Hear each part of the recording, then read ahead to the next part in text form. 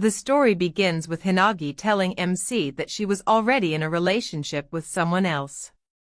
MC had gathered all his courage to finally confess his feelings to Suzurikoa Hinagi, the girl he had admired since childhood. Standing before her with a firm expression, he told her that she had always been special to him. However, after being rejected, MC silently clenched his fist and walked away without saying another word, leaving Hinagi at a loss for how to respond. As he moved away, memories of their time together played in his mind. He had truly believed that their feelings were mutual. Now, hearing that she loved someone else, everything he had believed in started to fall apart. Overwhelmed by emotion, with tears falling down his face, he wished he could disappear from the world. The next scene shifts to Shoryu High School, Year 1, Class B. It was the first day of school, and time for student introductions. For MC, it felt like a significant moment. A girl named Sakura Kana introduced herself with a bright and cheerful attitude. MC observed her, thinking she seemed like the friendly type. As he waited for his turn, he debated internally on how to present himself to the class. Then, another girl named Shikaru Anya stood up and introduced herself by saying she liked insects. Her introduction was unusual, and MC thought she had a quiet and introverted presence. Still, he continued thinking about how to portray himself. Whether to blend in quietly or leave a strong impression. In the end, MC chose not to stand out. He decided to take on the role of someone average, quiet, unnoticeable, and distant. When it was finally his turn, he stood up and gave a brief, emotionless introduction. After thanking everyone, he added that he planned to quit school. The classroom fell into silence, surprised by his words. It was immediately clear that his attempt to go unnoticed had failed. Instead, he had drawn even more attention to himself. Still, MC did not seem surprised by the reaction. The teacher, addressing him by his last name, Kokonoi, asked for clarification. MC responded calmly, saying he was sorry for the strange introduction, but to him, the world felt unreasonable, and school seemed meaningless as a result. Though unsure how to respond, the teacher decided to move on. MC then continued. He shared his full name and said he intended to remain distant from others. He mentioned that he would often pretend to be asleep and preferred that others acted as if he wasn't there. He added that he wouldn't mind if people ignored him or even spoke poorly of him. None of it mattered, because he believed no one would try to get close to someone like him. The room remained silent, and MC believed his plan had worked, certain that no one would approach him. But then the teacher, Fujiro, broke the silence, advising him not to waste his high school life and even offering to support him if needed. MC thought she was being overly kind and declined, stating that high school wasn't the only thing he had wasted. Fujiro, taken aback by the bleakness of his words, told him to sit down while mentally noting that he would likely be a difficult student to handle. And when MC insisted that he was just being modest, it only made Fujiro laugh more, leaving him genuinely confused since he thought his introduction had been normal. Turning to his seatmate for confirmation, MC was met with a smirk and a comment that the school year would definitely be interesting with him around, before being asked to exchange contact information. MC was surprised at how casually his seatmate treated him and mistakenly called him Tanaka, only to be corrected. His actual name was Mahuki.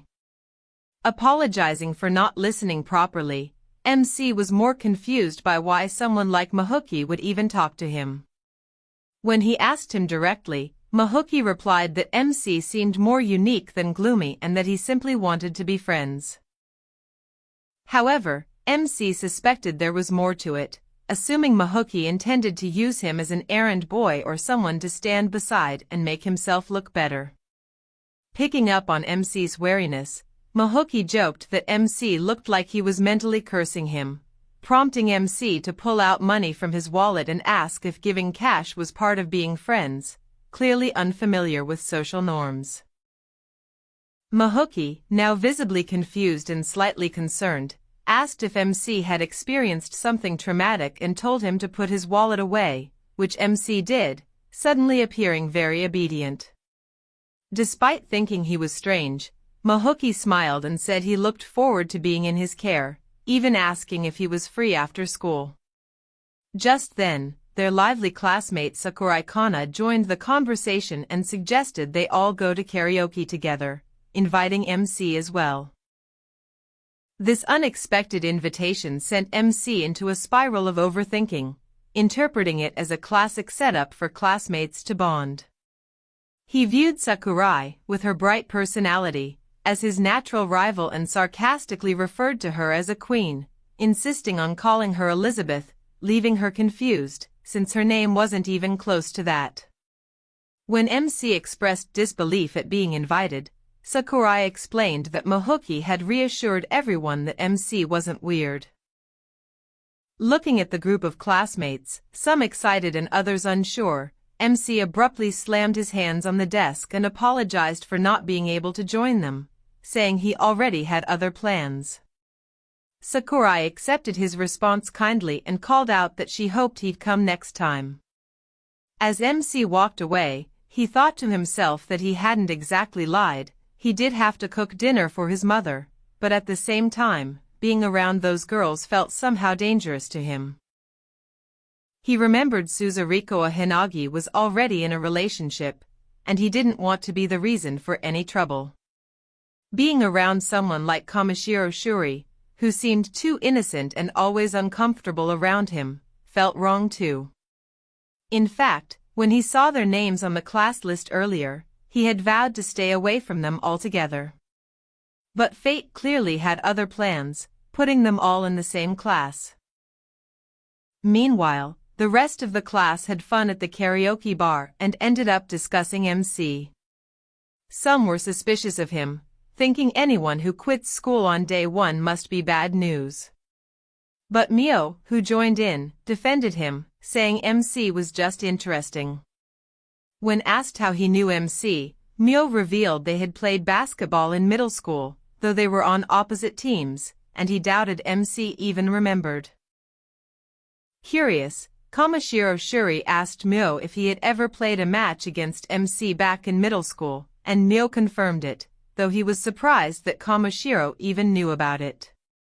He then asked her if she knew why MC didn't show up at the tournament, but Kamishiro abruptly looked away and said she couldn't talk about it.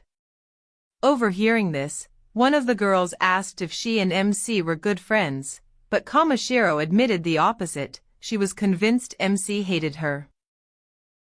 Back in the summer of their second year, Kamishiro had developed a major interest in him. Their club wasn't that serious about practice, so most of the boys and girls just messed around, but MC caught her attention. He looked possessed, constantly shooting the ball with such intensity that it felt like he was either trying to prove something or forget something. His passion was contagious, and the club, which was usually lazy, suddenly had drive and ambition thanks to him. They could have gone far in the tournament. At the time, Kamishiro admired him deeply and thought he was amazing for being able to inspire others just by being himself. But he never cared for himself, so she took it upon herself to do that. Eventually, she realized she was falling for him, but being just a kid and emotionally immature, she wasn't honest about her feelings. Instead, she confessed despite being unsure and ended up betraying him in what she now sees as a disgusting way. Reflecting on it, Kamishiro believed she was the one who broke something inside MC. Then suddenly, she turned and looked straight into Hinagi's eyes, which made Hinagi immediately defensive. Hinagi stood up angrily, claiming she was hearing things and dared Kamishiro to repeat her story. Kamishiro wasn't backing down, and she demanded to know why Hinagi reacted so strongly, what exactly had happened between her and MC. The tense vibe in the room was impossible to ignore, and a couple of the girls sensed it turning into a showdown even though Kamashiro and Hinagi were supposed to be friends from the same middle school. Then Hinagi revealed that she was Kamashiro's childhood friend. Kamashiro, now furious, accused Hinagi of being the reason MC changed, and Hinagi admitted it with regret, only to snap back and ask what exactly Kamashiro had done to MC. As things escalated, Sakurai jumped in and pulled the two girls apart before it turned into a WWE cage match. She reminded everyone that they were supposed to be hanging out and getting along. The rest of the group, clearly uncomfortable, just forced smiles to hide their second-hand embarrassment. Soon after, Hinagi grabbed her bag and stormed out, saying she was leaving, and Kamashiro apologized for the drama before also excusing herself. Once they were gone, the group could finally breathe again, and to lighten the mood, they asked Kazunari to sing something, which he happily did. Myo, however, was still stunned and left thinking deeply about MC's mysterious past.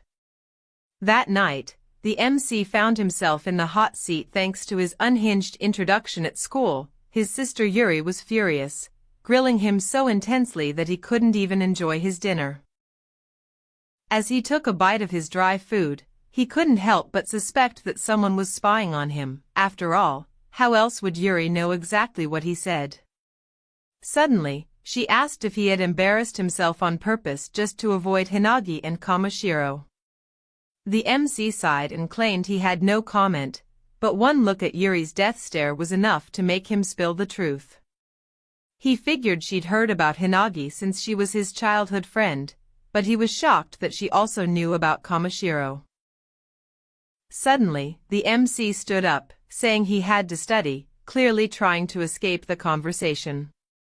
Sensing something was off, Yuri asked if he was okay, and though he insisted he was fine, he stormed off to his room. As he collapsed onto his bed, guilt gnawed at him. Had he been too harsh? Could it be that Yuri actually cared about him? No, that couldn't be. Yuri hated his guts, right?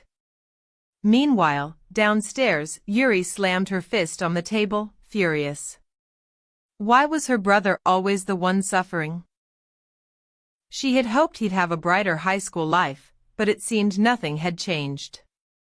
To her, both Suzurikoa Hinagi and Kamashiro Shuri were useless little rats who didn't deserve to be near her brother, and she vowed never to forgive them.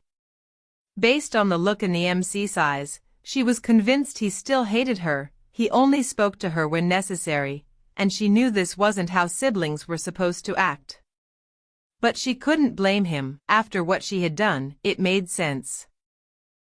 Ever since that one fateful day, he had never called her his sister again.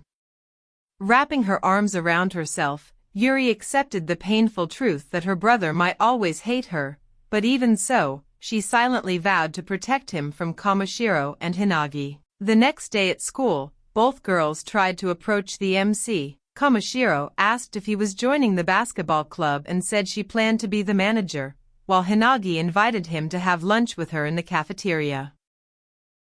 The MC, completely baffled, wondered why God kept throwing trials at him. He had always been unlucky with women. His mother neglected him, his sister seemed to despise him, his childhood friend got a boyfriend right before he confessed to her, and during his heartbreak, he was bullied. All his life problems stacked on top of one another, but the clearest one was his messed up relationship with women. With all this in mind, the MC started theorizing that maybe he was a reincarnated soul from another world who had defied evil, died, and was now living this cursed life full of karma. That might explain why he couldn't form deep connections or show empathy anymore. It was overwhelming, and he had given up trying to make sense of it. Yet here he was, caught in a ridiculous moment where Hinagi and Kamashiro seemed to be fighting over him. Kamashiro asked Hinagi to talk to the MC later since she spoke to him first, but Hinagi refused, saying she'd already invited him to lunch. The girls bickered, while the MC silently begged the universe to make them fight somewhere else because he didn't even want to talk to either of them. Just then, Mio showed up and casually asked which club the MC was planning to join. That one innocent question instantly made the tension worse, and the MC shot him a frustrated look, pointing out how Mio had just thrown gasoline on the fire.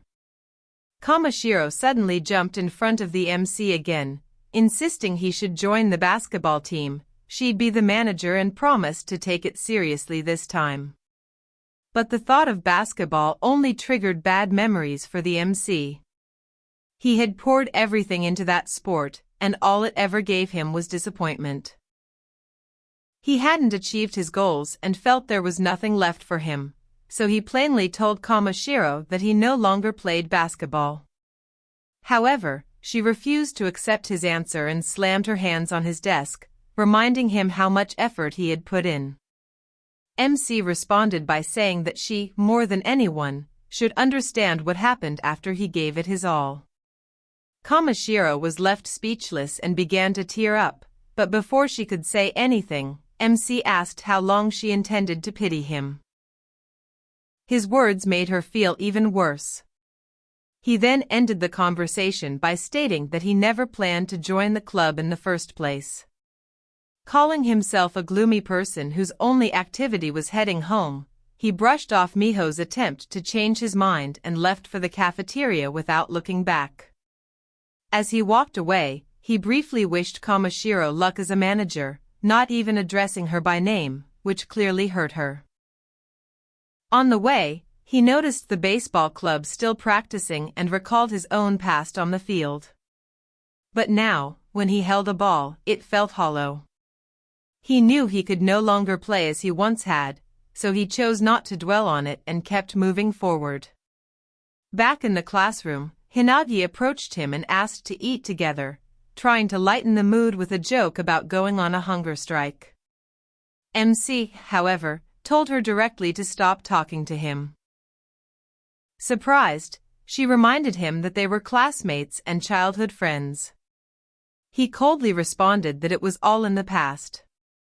Then, in front of the class, he brought up her middle school boyfriend, shocking her with his bluntness. As the class started paying attention, Hinagi asked him to forget the past, but MC said he was only being respectful. He wouldn't want his girlfriend acting close to another guy, even if they had a long history.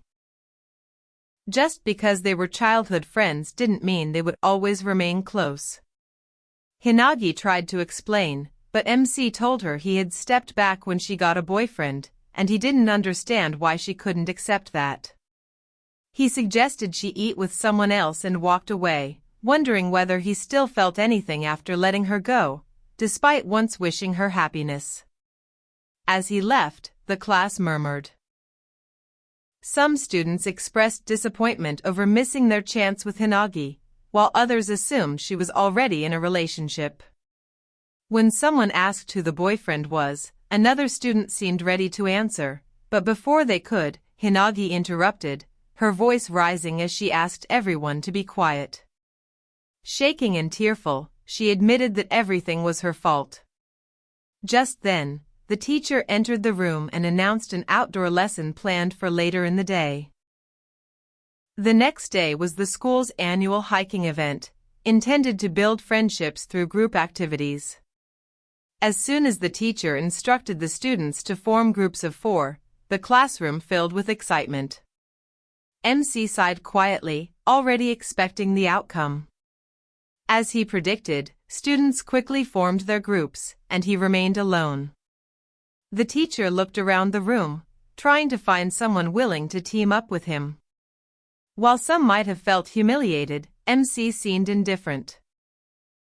It only confirmed that he had been distancing himself from others. Before he could dwell on it, Mio approached him with a friendly expression and asked to form a group together. MC was caught off guard by Mio's straightforwardness but quickly tried to decline, saying someone as outgoing as him should group up with similar people. Mio didn't back down, and they began to argue back and forth. Meanwhile, 2 other students, Hinagi and Kamashiro, stood behind them, silently observing. Regardless of the disagreement, they had already decided they would be joining the group, whether MC approved or not.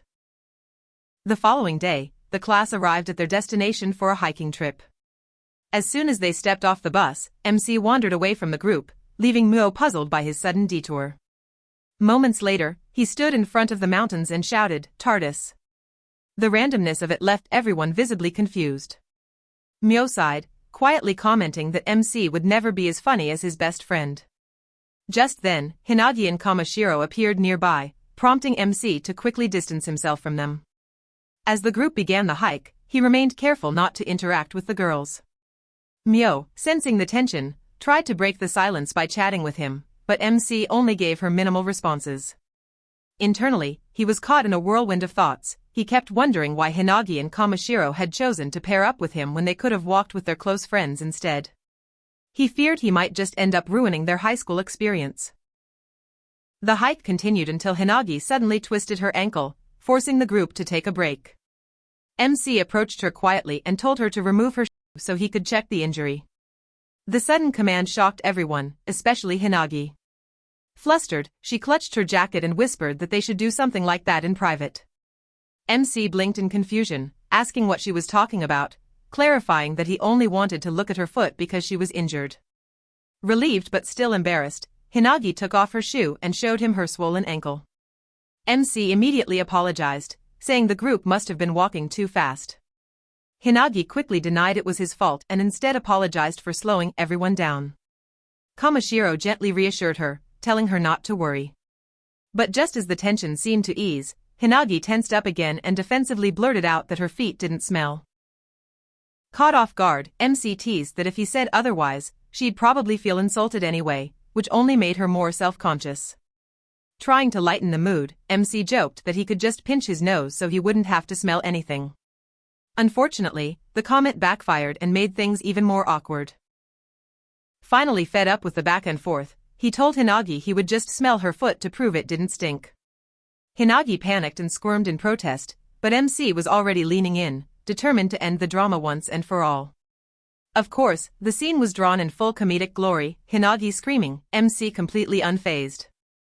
In his head, MC resigned himself to the inevitable. If everyone was going to label him as the guy with the foot fetish, he might as well own it. After the chaos died down, MC carefully bandaged Hinagi's foot. She tried standing up, and when he asked if the bandage was too tight, she replied that it was perfect. MC handed her a bottle of water and assured her they would move at a slower pace from now on. Just as the group was about to resume their hike, their teacher suddenly clutched MC's arm and asked him to bandage her feet too. Seeing her completely drained, MC couldn't help but joke that she looked like a brain-dead zombie. He warned her that with stamina like this, she'd definitely struggle at one of her future kids' school sports festivals. Offended, the teacher snapped that she wasn't even married yet. Trying to shift the situation, MC called Kamashiro over and asked her to help the teacher. He reminded her that she wanted to be the manager of the basketball team someday, and learning to bandage someone properly would be a valuable skill. Kamashiro didn't hesitate, she nodded and jumped right into action, following his instructions with surprising confidence.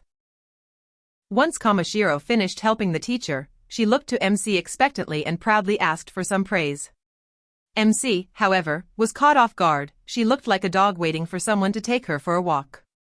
In a strange but playful move, he tossed a piece of candy into the distance. To his surprise, Kamashiro actually ran off and returned with it in hand, asking for a pat on the head. At that point, MC felt like he'd somehow become annoyed. He reminded her she wasn't a dog, she was a human being. Kamashiro snapped back that she was just following his commands, like he'd asked. Fed up with the bizarre exchange, MC declared that if she insisted on acting like a dog, then he'd treat her like one. He gave her the head pat she wanted, but then, taking the joke too far, started rubbing her stomach like someone would do to a puppy. Kamashiro burst into ticklish laughter, trying to squirm away, flustered and blushing. She managed to stammer out, "Just the head." But MC kept going, and Kamashiro ended up on the ground, gasping and overwhelmed, as if she'd just had a full emotional meltdown. MC had nothing left to say. He simply looked down at her and asked if she'd finally remembered that she was human. Kamashiro, breathing heavily, nodded and rolled onto her side. She reminded him, half joking and half serious, not to do something like that to anyone else. People might take it the wrong way. MC was confused. Wasn't doing it to her already a problem? Kamashiro told him it didn't matter who it was still wrong either way. Then, suddenly, she laughed.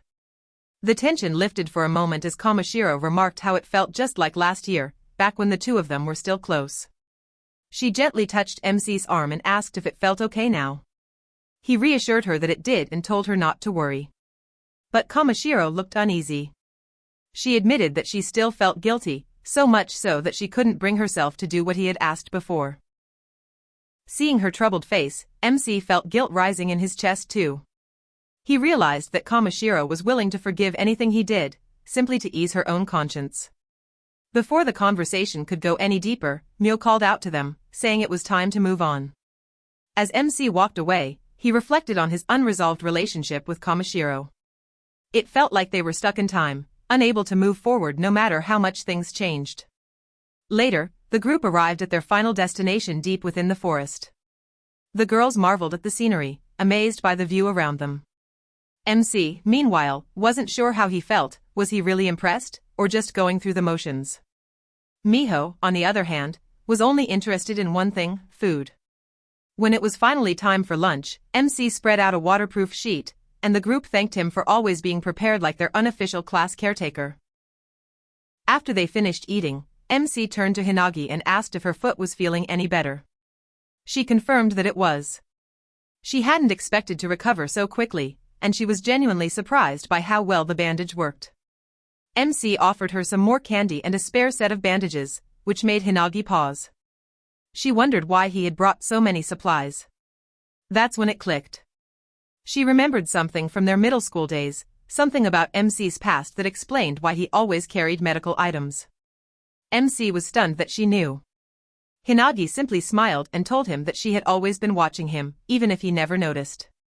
As MC stood there, silently wondering why Hinagi had been watching over him all this time, she turned the question around: why had he helped her earlier?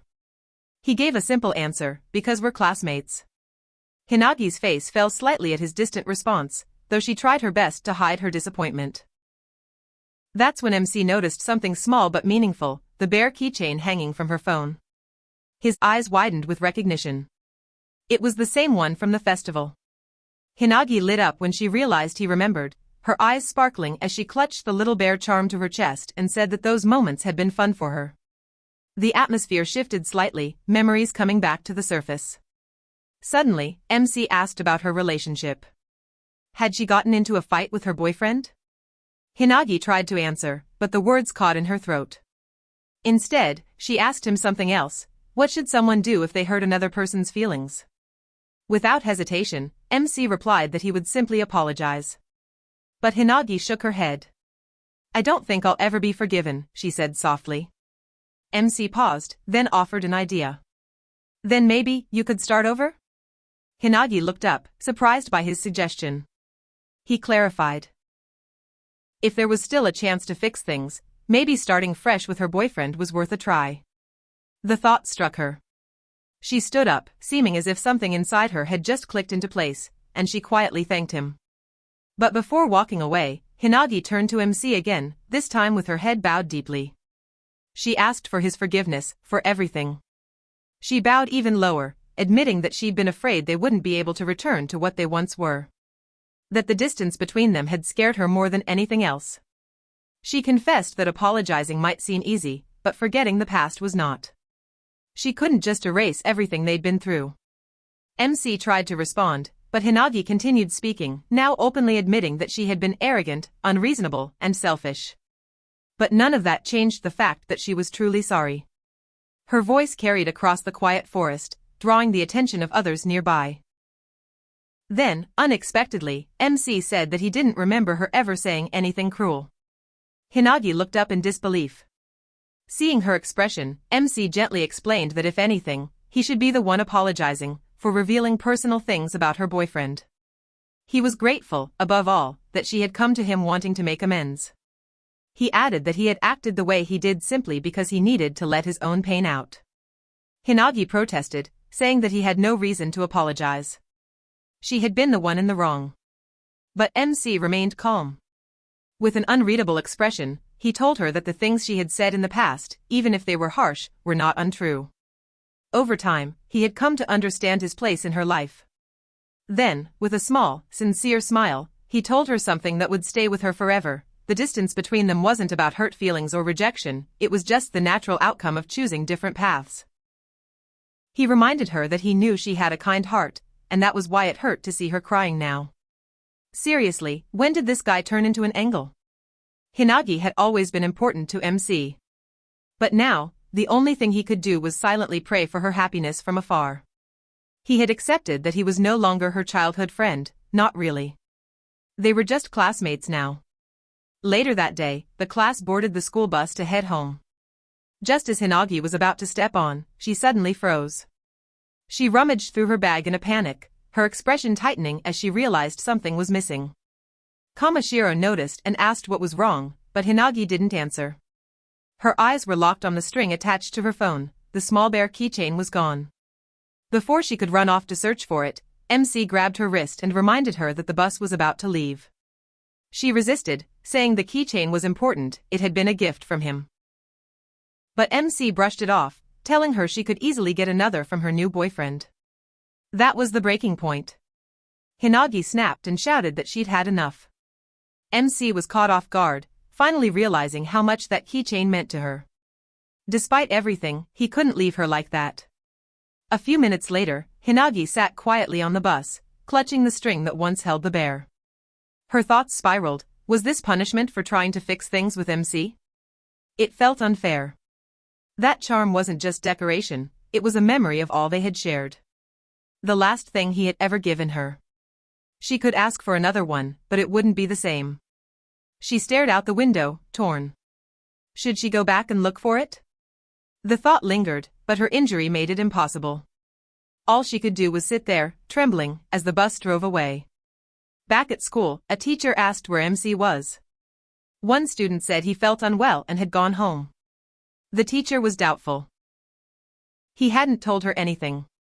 She asked Mio if it was true, but he only said he didn't know. As the class murmured about MC, Hinagi could only sit in silence, her worry growing. Meanwhile, unknown to the others, MC had returned to the forest. I'm back, he muttered, knowing he couldn't get Hinagi's upset expression out of his mind. He sighed and began searching, telling himself he'd only go one round, and if he didn't find it, he'd stop. On the other side of town, Hinagi lay in bed, staring at her phone with a heavy heart. She mumbled to herself, thinking there was no way to fix what she had with MC. Their families used to go to festivals together, but over time, it became just the two of them. She remembered one night in particular, MC had reached out to hold her hand, but she instinctively pulled away, embarrassed by how sweaty her palms were. She'd tried to discreetly wipe them dry, hoping he hadn't noticed, but he never tried again. Now she couldn't help but wonder, what if she had just let him hold her hand that day? Would things have gone differently? Would they still be close, maybe even comfortable enough to hold hands without thinking twice? Maybe they could have even kissed, walked home together, become something more. But now? Now all she had were the what-ifs. And it's not like she could just go ask him why he drifted, she knew deep down that it was her who ruined what they had. Meanwhile, MC had finally tracked down the bear keychain, though night had already fallen. He had almost given up looking for it. Sweaty and covered in dirt, he gave himself a tiny pat on the back for finding it, even if he'd nearly lost hope. Holding it in his hands, he wondered if Hinagi would even care. He had already tossed out everything she had ever given him, objects, memories, all of it. Still, he brushed the thought aside and decided to head home. But before he could take a step, he slipped. Hard. Tumbled straight down the hill like a bad slapstick scene. As he fell, MC genuinely thought, well, this is it. In his head, he started saying goodbye to his mom, his sister, Hinagi Kamashiro, even Miho. What a dramatic guy. He realized he'd only ever been close to a handful of people, but somehow, that felt like enough. And with that thought, MC let out a helpless scream as he crashed. Flashback to the festival, Hinagi had pulled MC along to get some plum candy. He knew she preferred apple candy, but she said she didn't want to open her mouth too wide.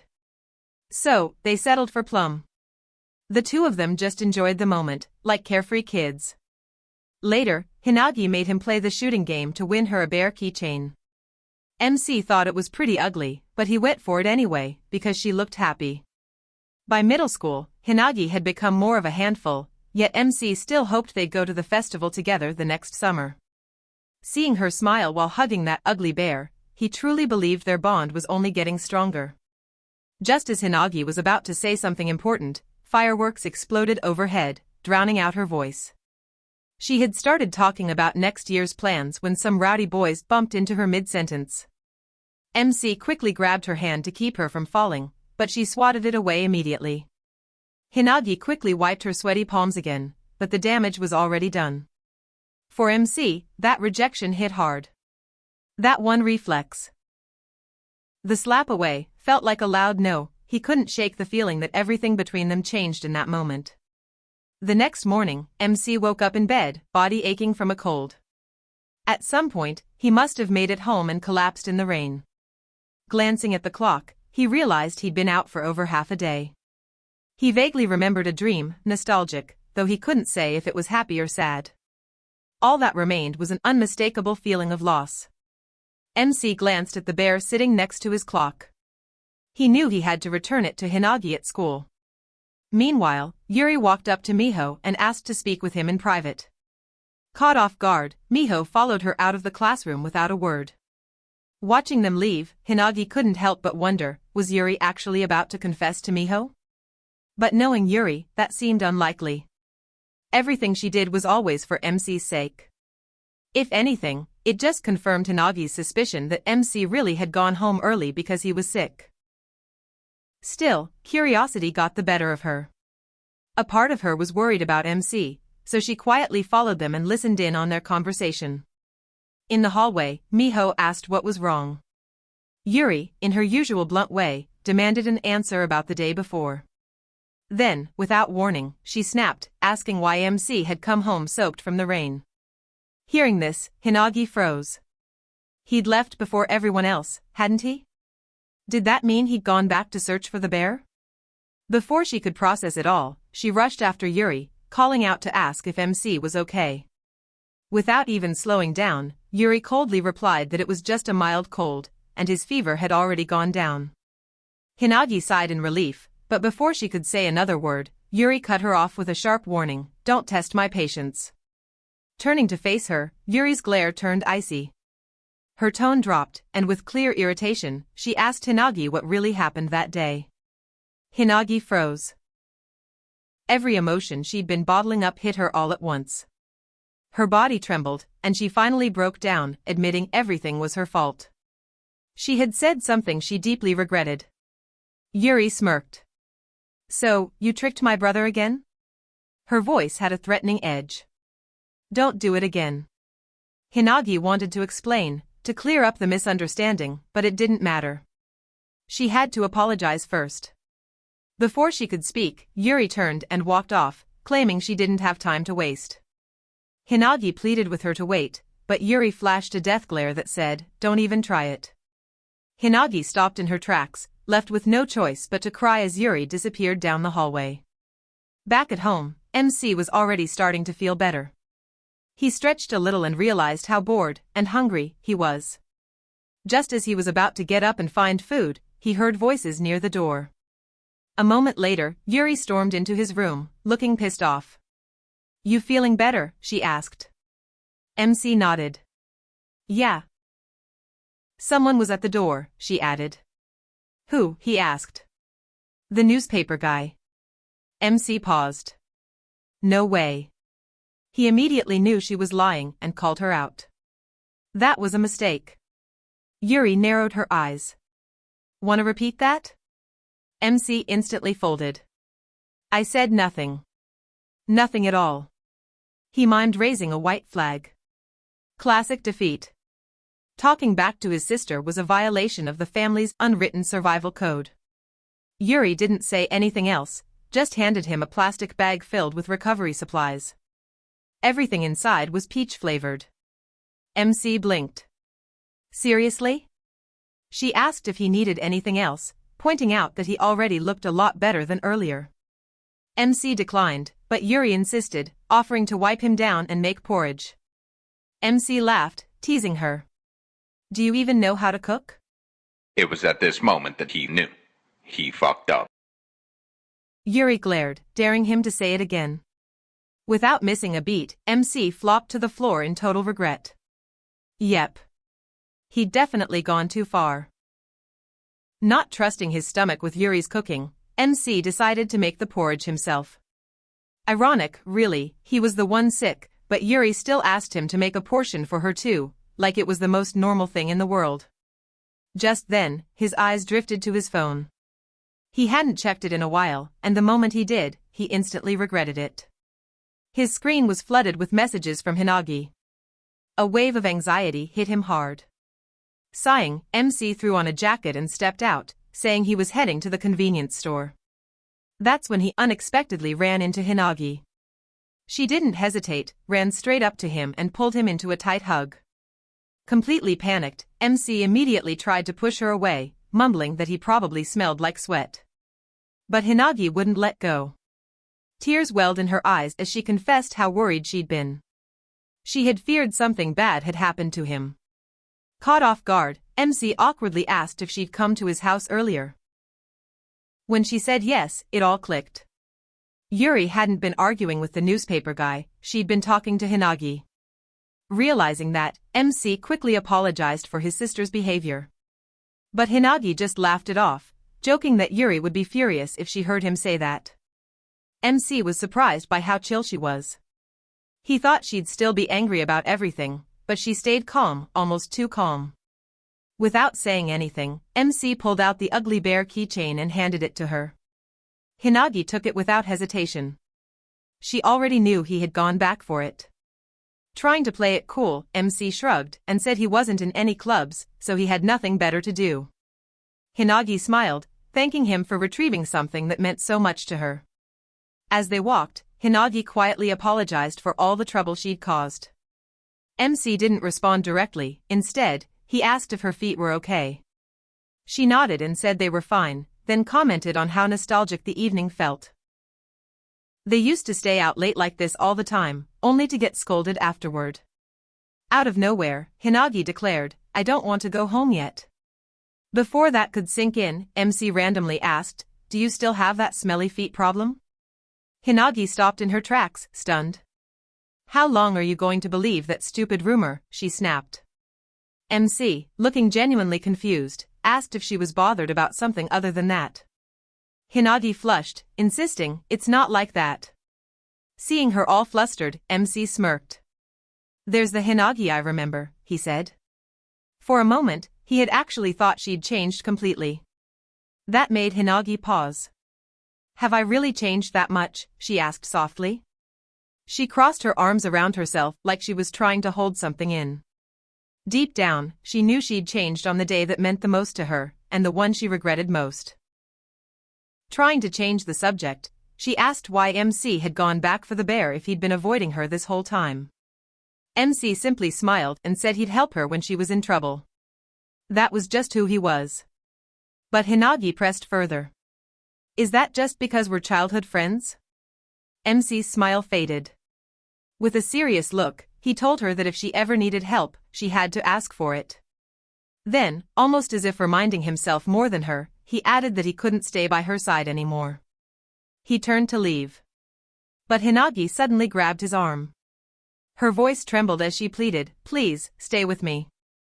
MC's expression darkened. He looked away. That's not my job anymore, he said quietly. Then Hinagi dropped a bombshell. I broke up with my boyfriend. And just like that, the plot deepened. Hinagi admitted the relationship had only lasted 2 weeks and apologized for not telling MC sooner. She broke down in front of him, desperately asking if they could go back to how things were. Back when they were just childhood friends. But MC didn't hesitate. He said he couldn't. The words fell heavy between them.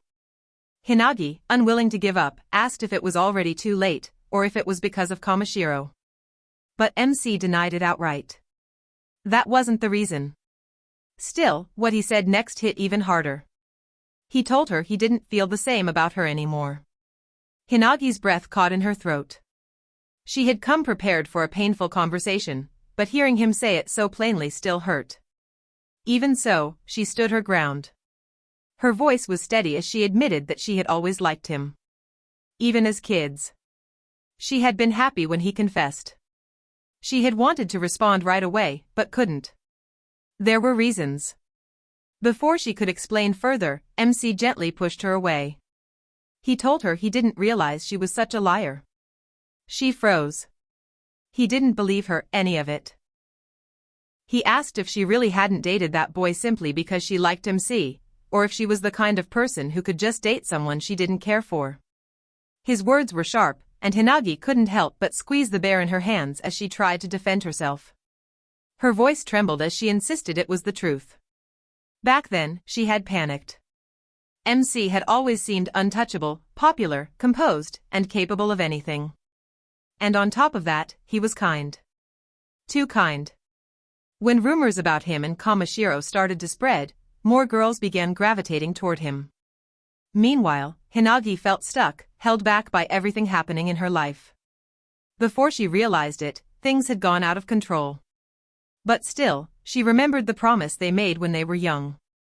She promised to always stay by his side, and he promised to help her whenever she needed it. That memory had never left her. Maybe it hadn't left him either. After all, he had gone back for the bear. Hinagi wanted to explain more, to tell him everything. But she couldn't stop MC from walking away. She stood there, frozen in place, unable to fix the mess that had built up over time. Her eyes blurred with tears. Guilt weighed heavily on her, she blamed herself for everything. She had been too afraid to open up, too scared to let MC see the sides of her she hated the most. She thought that if he saw the selfish, insecure parts of her, he'd leave her for good. That fear had held her back until it was too late. She saw herself as someone who ruined everything, someone whose love had been twisted by jealousy, fear, and hesitation. But even so, she didn't want to give up. Lifting her head, she told herself this couldn't be the end. If she wanted to move forward, she had to take the first step. She had to mend what was broken, even if it meant starting from scratch. Even if he resented her. She would start by making him stop hating her. And only after that. Only when she had truly faced everything, would she finally say the words she had been too afraid to say, "I'm sorry." MC was handed a 1 yen bill by Yuri, and he immediately assumed it was to help cover his medical expenses. Despite the fact that she had already given him several gifts the previous day, he couldn't help but wonder if it was truly enough. When he hesitantly voiced this concern, Yuri's mood changed instantly. She became angry and questioned whether he was trying to mock her. Intimidated, MC accepted the money without further resistance, realizing that it was wiser not to escalate the situation. Just when he thought everything had finally settled, Yuri reached out her hand and insisted they walk together, hand in hand, as a gesture of support since he had just recovered. MC was completely thrown off by the idea. In high school, such public displays were socially risky, and he feared it would draw unwanted attention. He wanted to say no, and in his mind, that's exactly what should have happened. But by the time they arrived at school, Yuri was already clinging to his arm tightly. MC could only walk alongside her, silently enduring the attention they attracted. Students began whispering, and some even speculated about the nature of their relationship. MC kept his thoughts to himself but felt that something about Yuri's behavior was deeply concerning. When he reached the classroom, MC sat down heavily, his mind burdened by everything that had happened.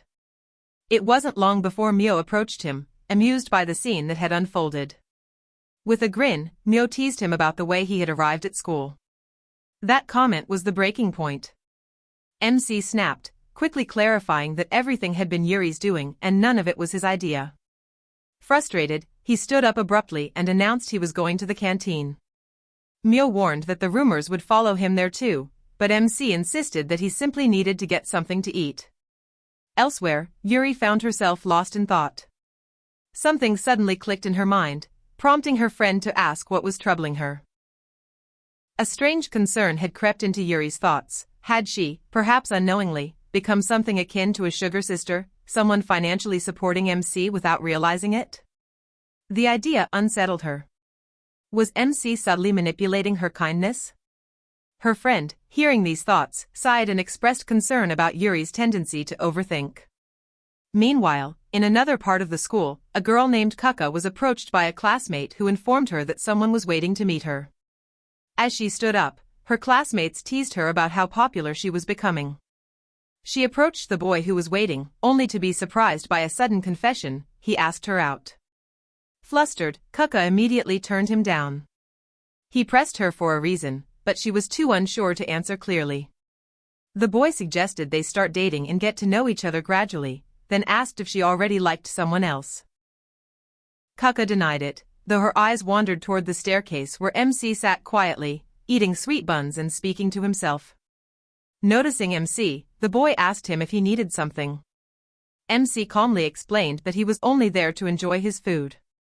In a reserved tone, he referred to himself as a quiet and solitary type and encouraged them to continue their discussion without worrying about his presence. However, the boy found it hard to ignore him and eventually gave up, walking away in silence. Kuka remained there, and MC felt relieved that the tension had passed. But before he could collect his thoughts, Kuka sat beside him, relieved that the situation had ended. MC was caught off guard. He had just escaped one encounter only to find himself in the middle of another. Without wasting time, Kuka started a conversation, asking why he was there and even joking about whether he had come to confess something. MC, unfazed, responded directly, telling her that she might be reading too much into things. Unfazed by MC's bluntness, Kuka calmly explained that she didn't even know the boy who had confessed to her earlier, which was why she had been unable to give him a proper response.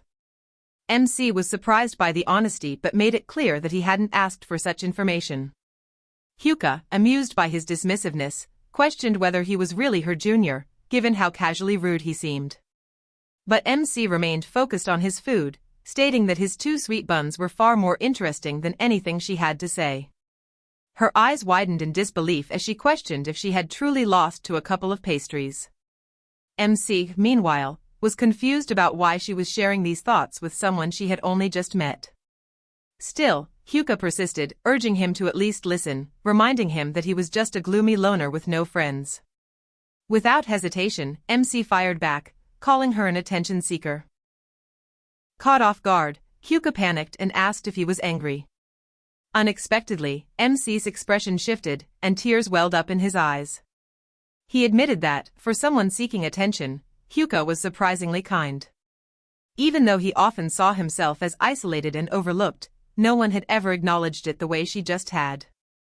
Somehow, that made him feel genuinely happy.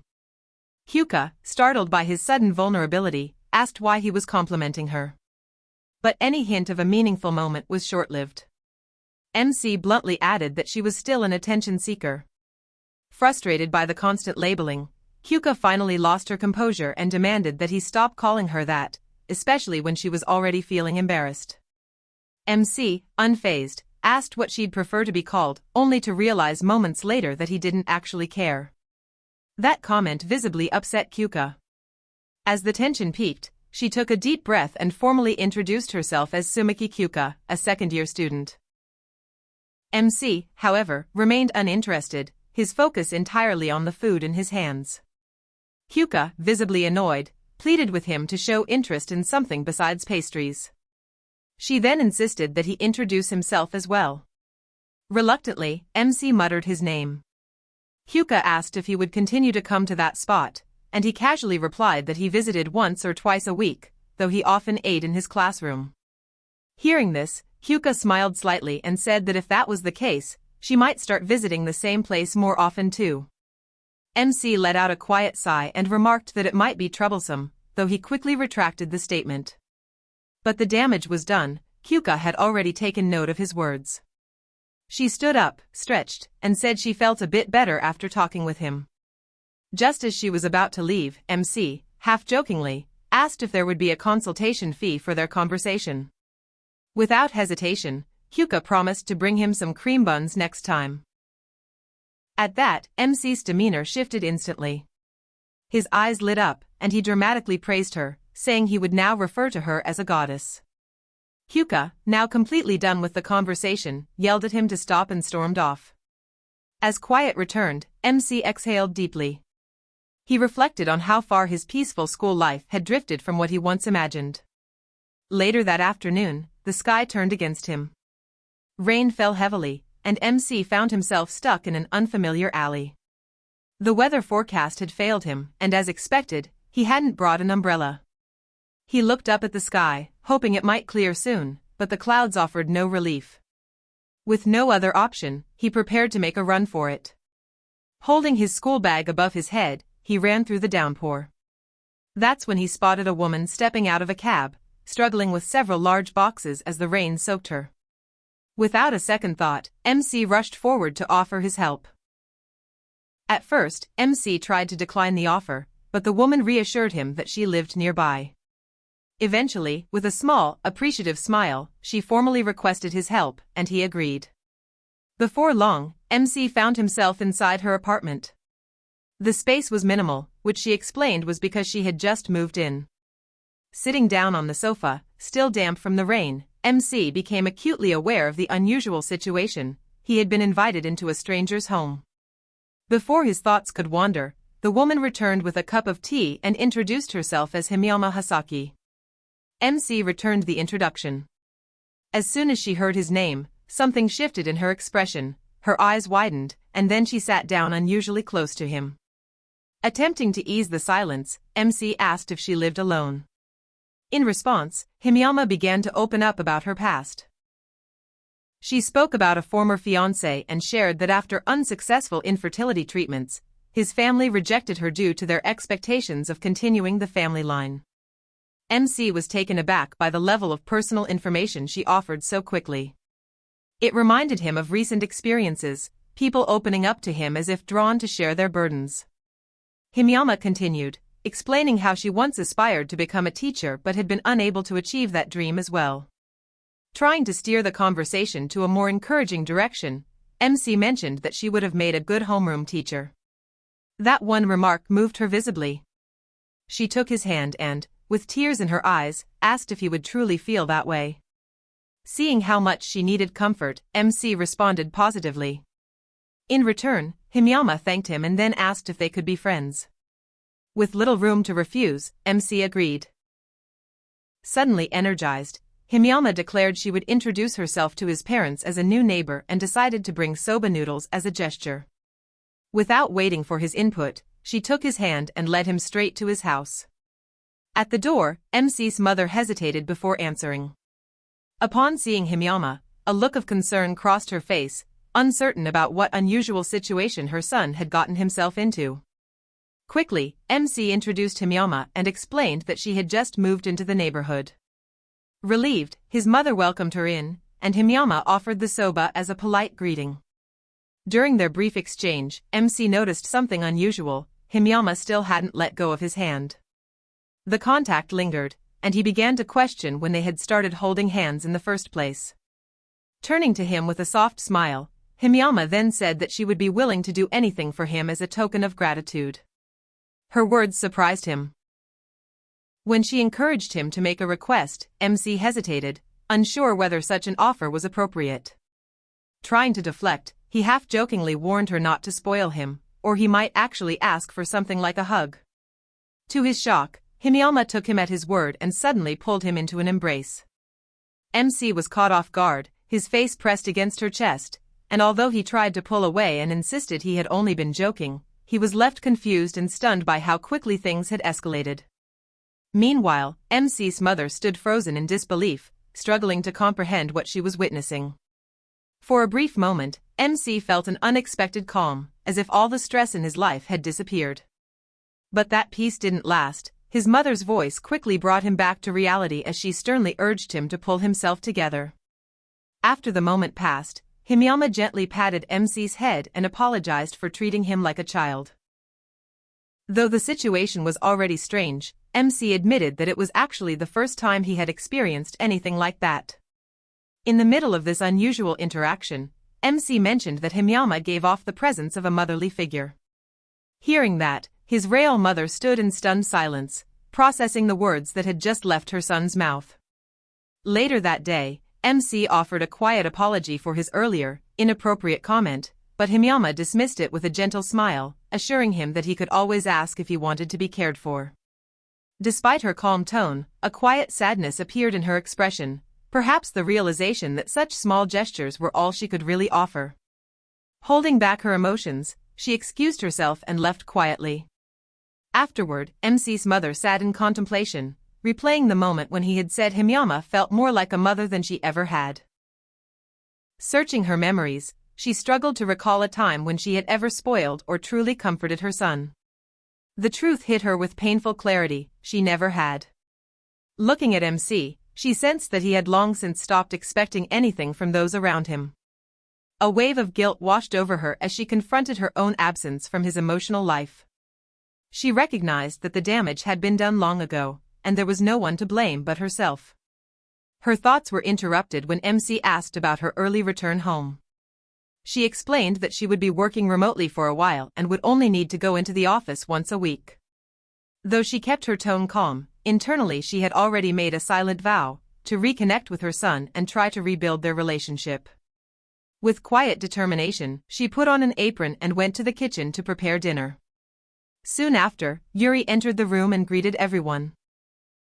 She turned to MC and reminded him to reach out if he ever needed help, emphasizing that she didn't expect anything in return. MC nodded, though her words lingered in his mind. He thought back to that morning, when she had handed him some money, and he began to wonder if she had been the one silently reaching out for support. Wanting to take the initiative, MC offered to use some of his own savings to help her. The offer caught Yuri by surprise. She questioned if he truly wanted her involved in something like that. MC simply replied that he didn't have much use for the money anyway. But Yuri pushed back, arguing that depending on savings in that way wasn't healthy. Summoning her resolve, Yuri declared that she would do her part to support him, no compensation required. Though unsure where the conversation was heading, MC agreed without resistance. Before leaving the room, Yuri glanced back at him with an expression he couldn't quite read. There was something about it that felt unsettling. MC was left confused, unable to grasp her exact intentions.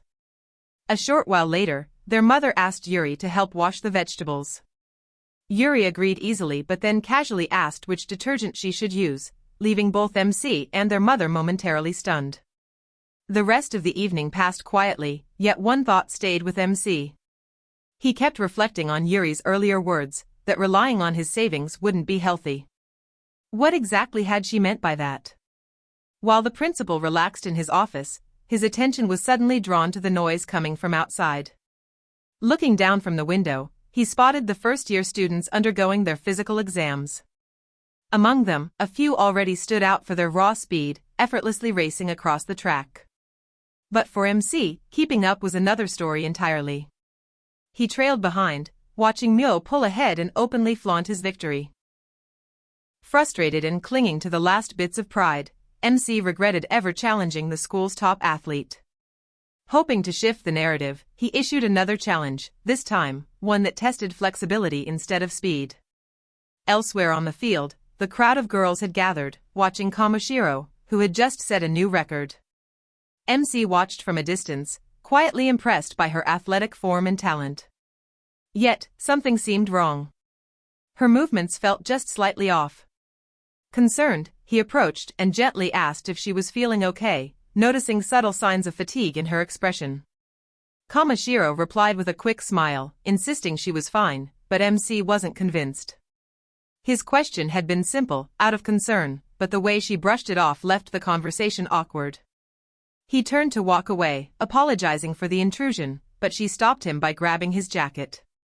In a rare moment of vulnerability, Kamoshiro admitted she wasn't all right. She had skipped breakfast and hadn't eaten properly since the night before. She had kept it quiet, not wanting to seem weak in front of others. The surrounding girls turned to look, surprised by her honesty. MC asked if it was because she overslept, but Kamoshiro explained that she'd simply been too busy, surviving on little more than instant noodles. MC sighed, because apparently, in her world, cup ramen was still considered a balanced diet.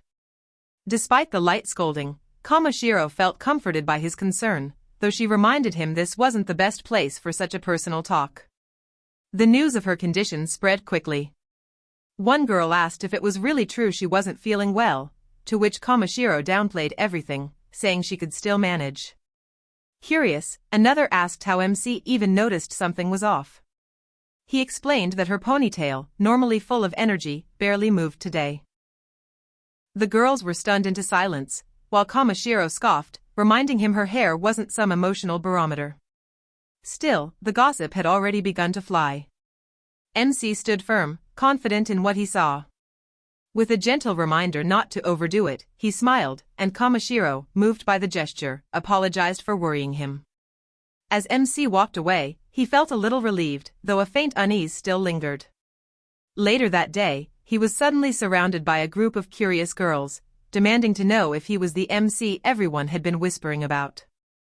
Just like that, he had unintentionally stumbled into the Herm multiverse, a peaceful life? Yeah, that ship had sailed. As the girls began closing in around MC, his mind spiraled in confusion, wondering if he'd somehow wandered into one of those situations straight out of a dating sim. But before the thought could settle, one of the girls spoke up, snapping him back to reality. And MC quietly realized, with mild disappointment, that none of them could read his thoughts. While he was still trying to process the awkward fantasy in his head, one of the girls suddenly asked whether a certain someone would finally join the basketball team if MC approved. Confused, MC asked if they meant Kamashiro.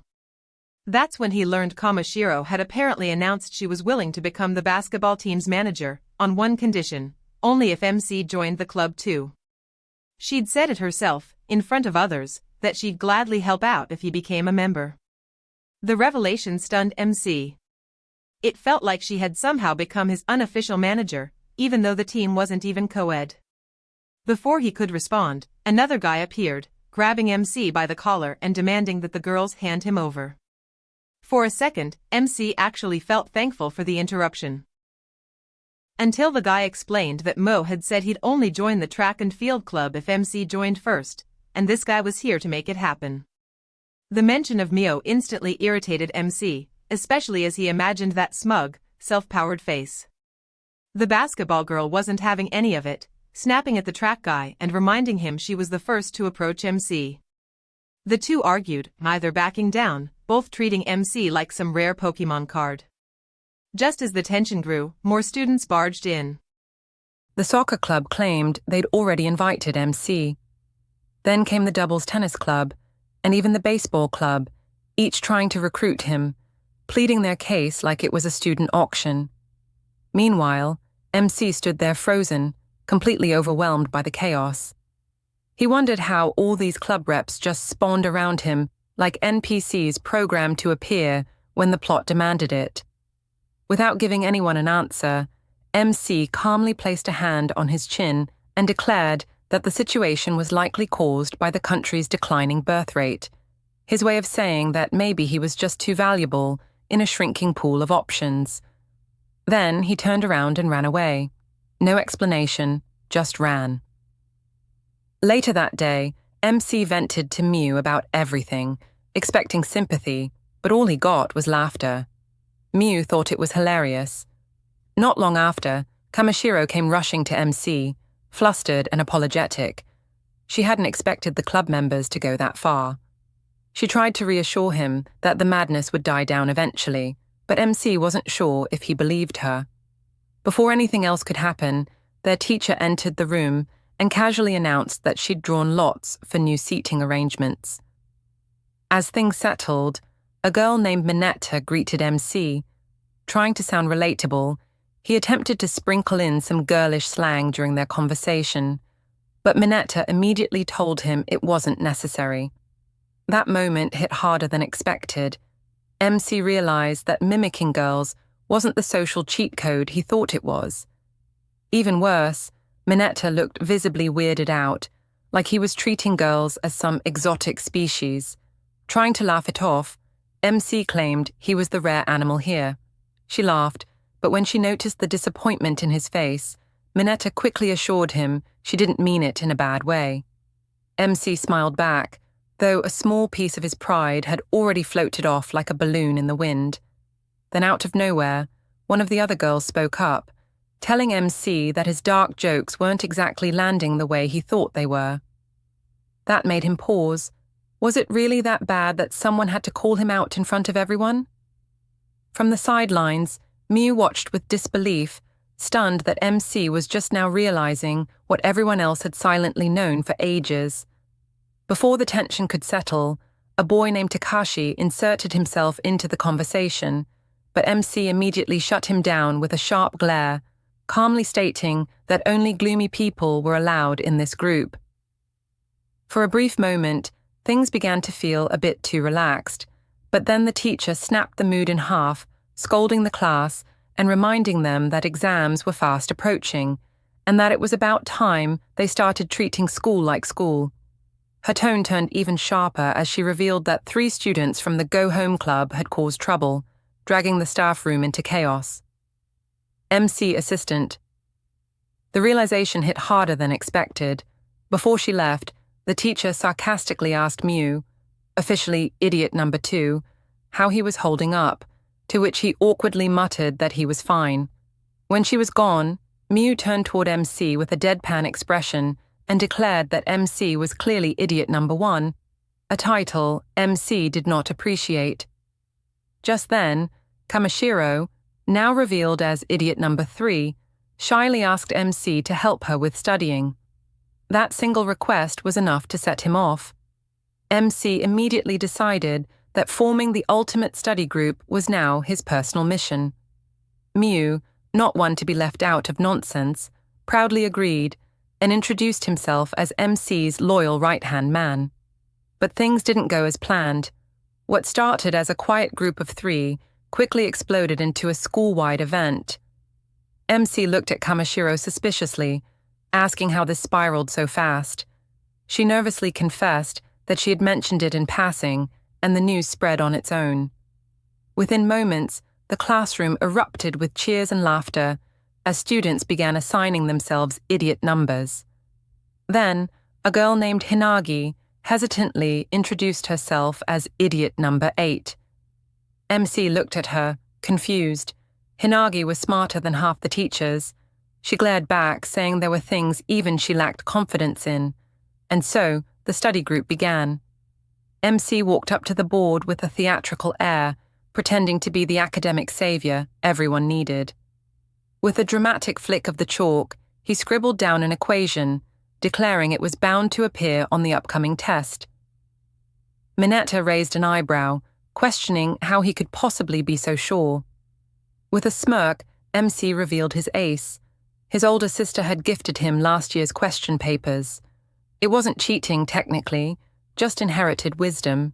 The class cheered like he'd just revealed the meaning of life.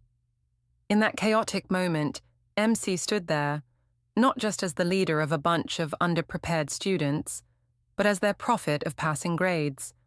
Somehow, being gloomy had never felt this glorified. As MC continued scribbling formulas on the board, Kamishiro suddenly raised her hand and made a firm announcement. This was no longer a study group. The declaration caught MC off guard, prompting him to ask why. Kamishiro explained that a real study group should focus on learning how to solve problems, not just memorizing answers. After a moment of thought, MC casually replied that he personally wasn't having trouble with any of the questions. The room fell silent. His tone-deaf honesty lit a fire under the group.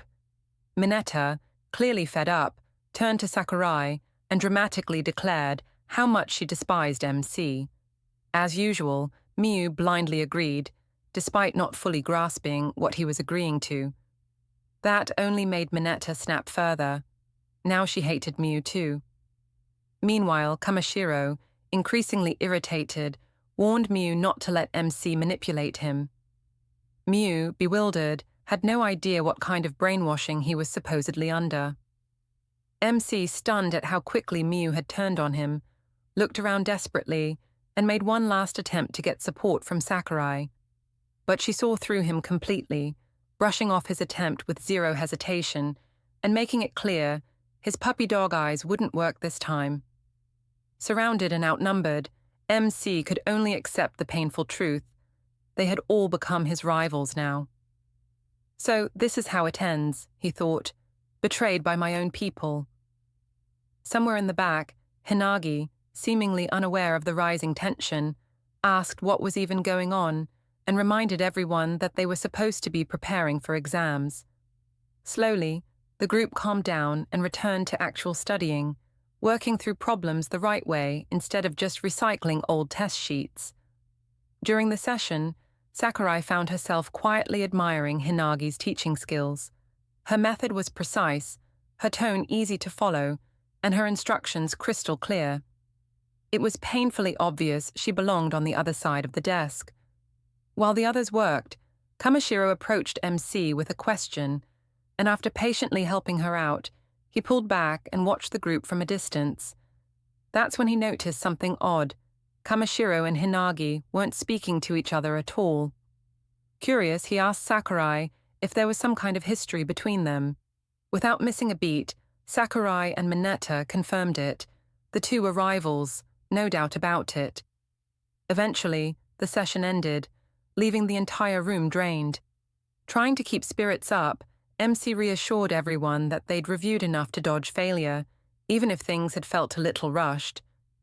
Kamishiro, however, looked completely fried.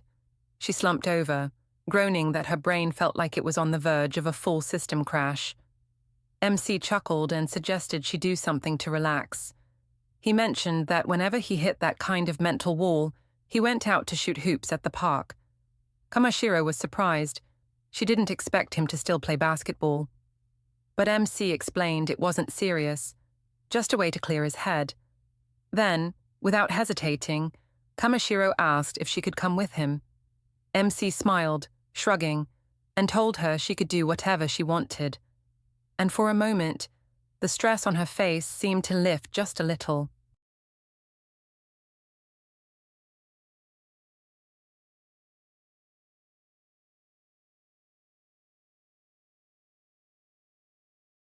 After that day, MC found himself at the park, shooting hoops to ease the stress from studying. After landing a clean shot, he held his arm up, still feeling a little uncertain about playing basketball again. But he shrugged it off, it wasn't a big deal.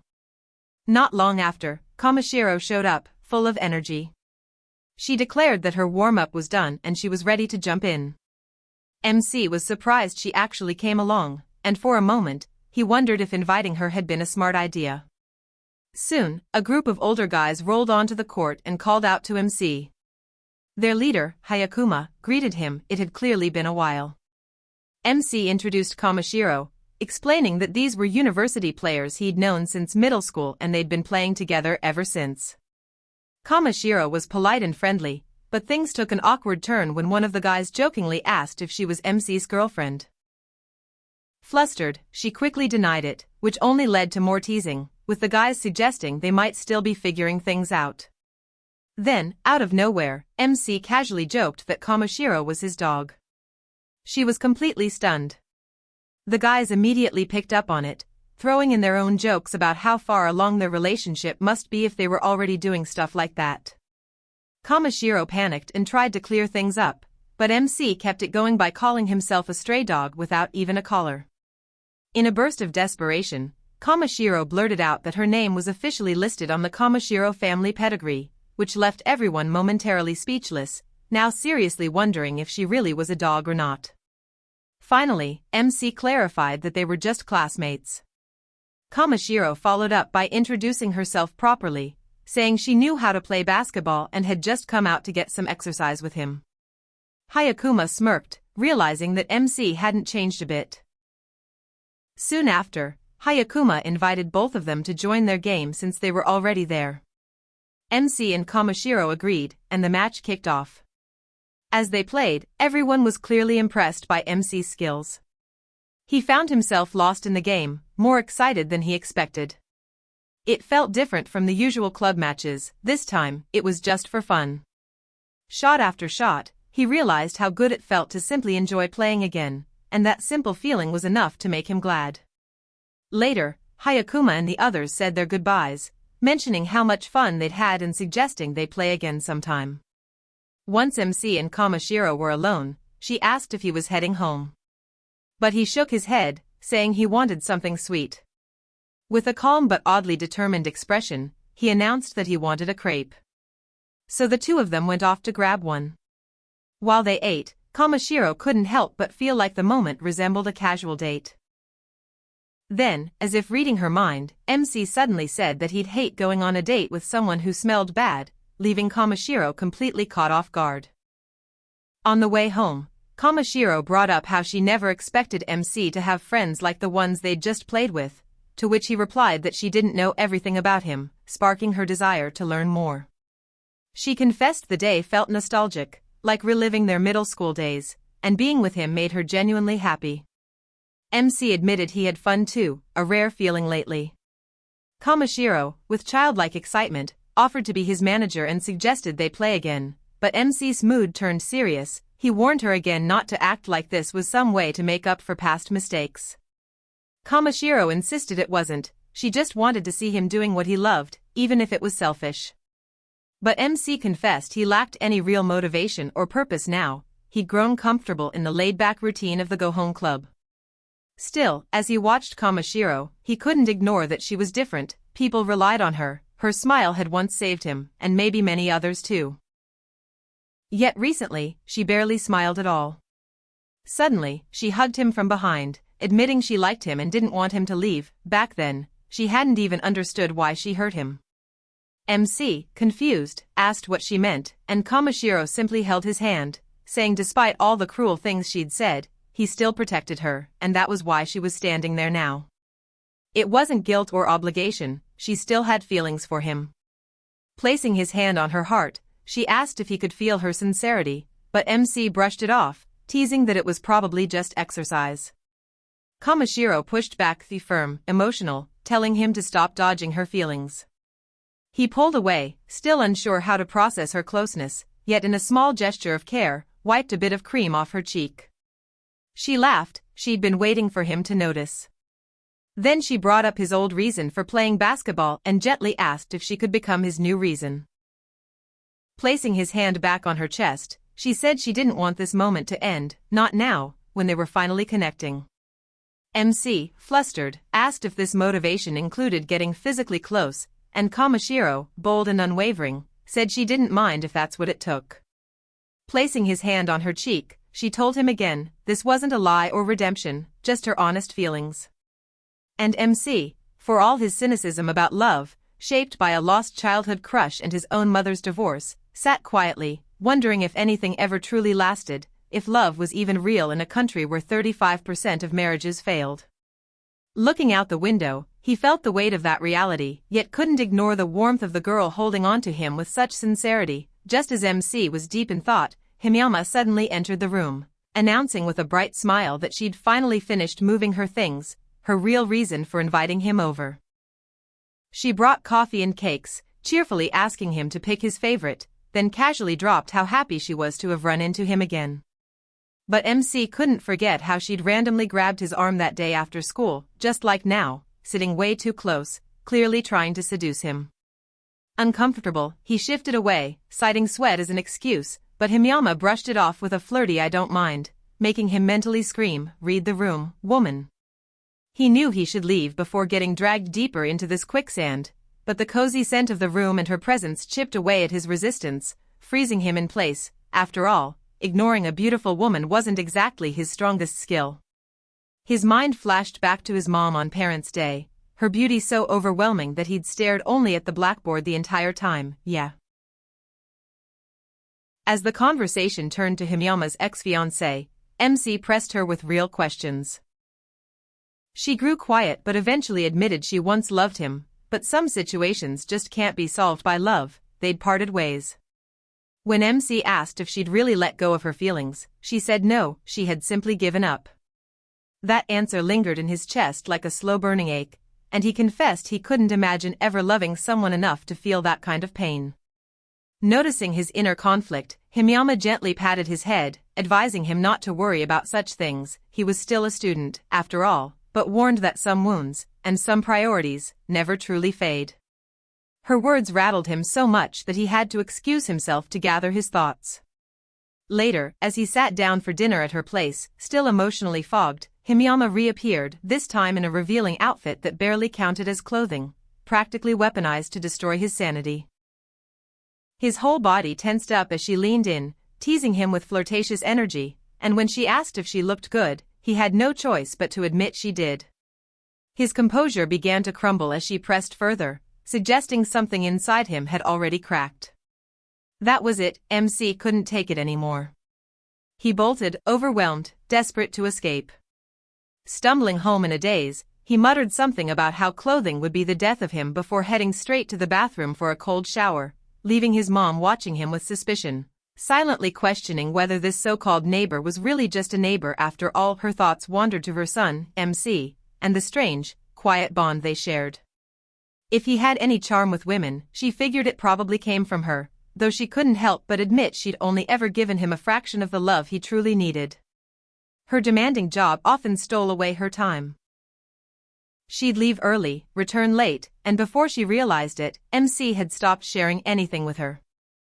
His older sister Yuri had been there for him, sure, but she was just a child herself. Then came the incident with Yuri, the event that fractured everything. After that, MC changed. His words, his emotions, they disappeared behind a wall. His eyes grew distant, dark, and unreadable, like he'd already shut the world out. She remembered visiting his school once, how the other children smiled and waved at their mothers, while MC didn't even turn his head. The memory left a deep sting, but she knew she couldn't blame anyone but herself.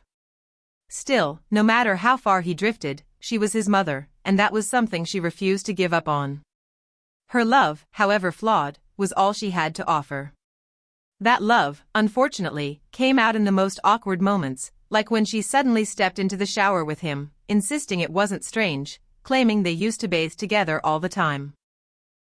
MC froze, his brain short-circuiting as she casually offered to wash the back of his head like this was just another family routine. It's kinda JoJo situation. Completely overwhelmed, he snapped, yelling that he couldn't even have peace in his own house. And honestly? He had a point. That morning, he'd managed to win the commuter lottery and snag a seat until the chaos began. In the crowd, he spotted a man harassing a girl and watched in disgust, but as fate would have it, the universe did what it always did to him, dragged him into trouble. Moments later, MC found himself on the ground at school, being berated by a furious short-haired girl who pinned him down and demanded to know how he had the nerve to show his face after being accused of molesting someone. MC tried to explain, but she wouldn't hear it. She was convinced he'd assaulted her friend Yumi and insisted she saw it with her own eyes. When he sarcastically suggested she get her vision checked, it only made things worse. She scolded him for denying responsibility and accused him of thinking being a student made him untouchable.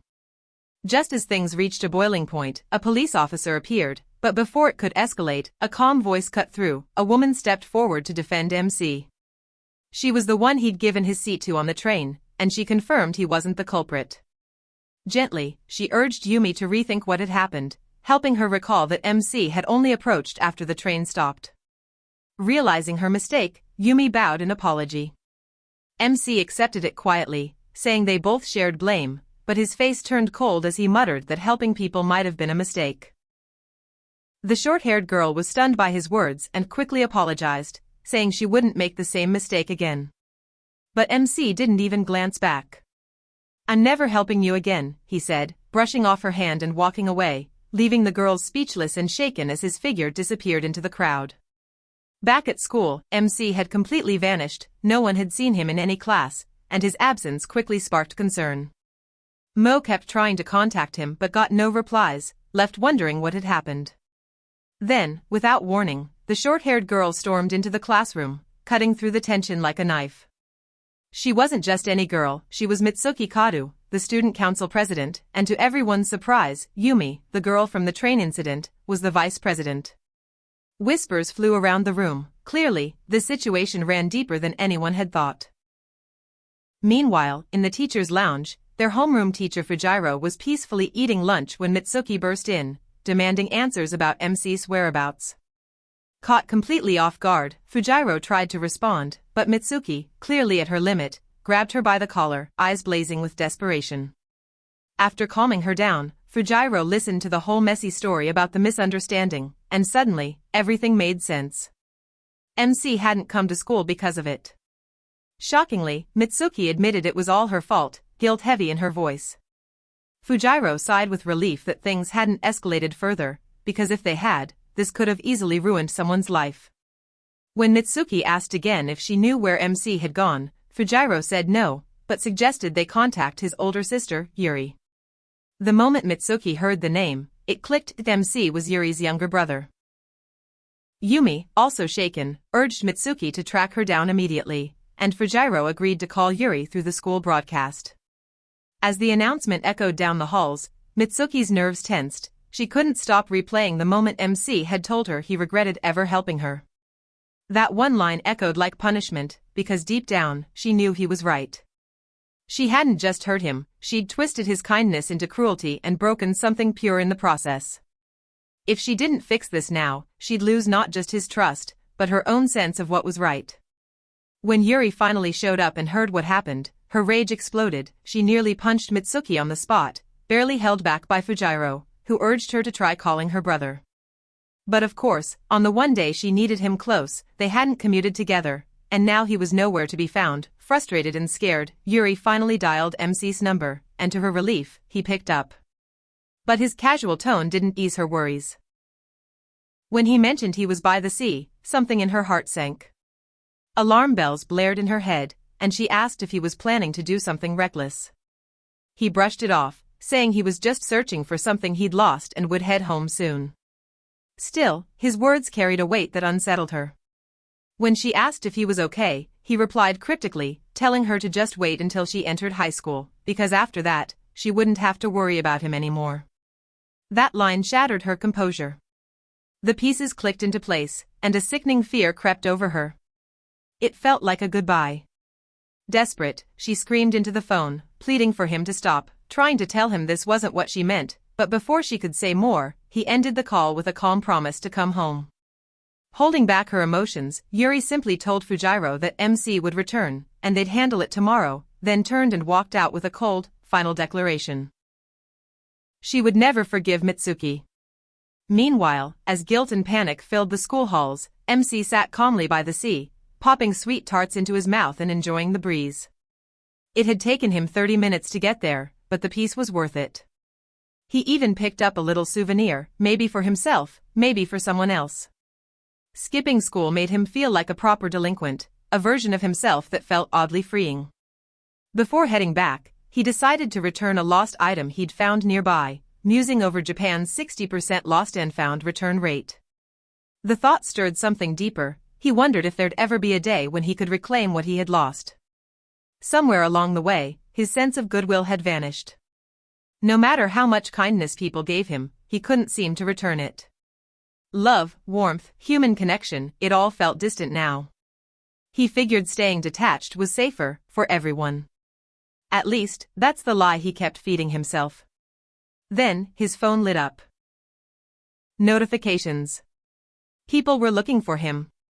A lot of people. And for the life of him, he couldn't understand why. Someone like him, who faded into the background, who barely existed, still managed to hurt others. Eyes on the sky, he tilted his head back, letting the weight of that truth sink in. Back at school, Yuri wandered the halls, haunted by his words, knowing he'd heard the things she said, and fearing what they might have done to him. So now, it's time for flashback. When they were children, MC and his older sister Yuri had been inseparable. With their mother always working, Yuri often took care of him, not out of duty, but out of love. It felt natural. He was her baby brother, and she adored him. But she was just a child herself, trying to balance affection and identity. Her best friend Maki, an only child, often joined their games, and MC was always included. Then one day, Maki offhandedly said MC was so cute she wished he were her little brother. That single comment twisted something in Yuri, jealousy, fear, and possessiveness all tangled into a storm she didn't understand. Suddenly, it felt like Maki was taking MC away, and MC was taking Maki. Her anger, irrational and overwhelming, turned against the one person she loved most. So on a seemingly ordinary day, when MC asked to play, Yuri snapped. She screamed at him to disappear and shoved him from the monkey bars. His small body hit the ground, bloodied and unconscious. The moment shattered her, but it was too late.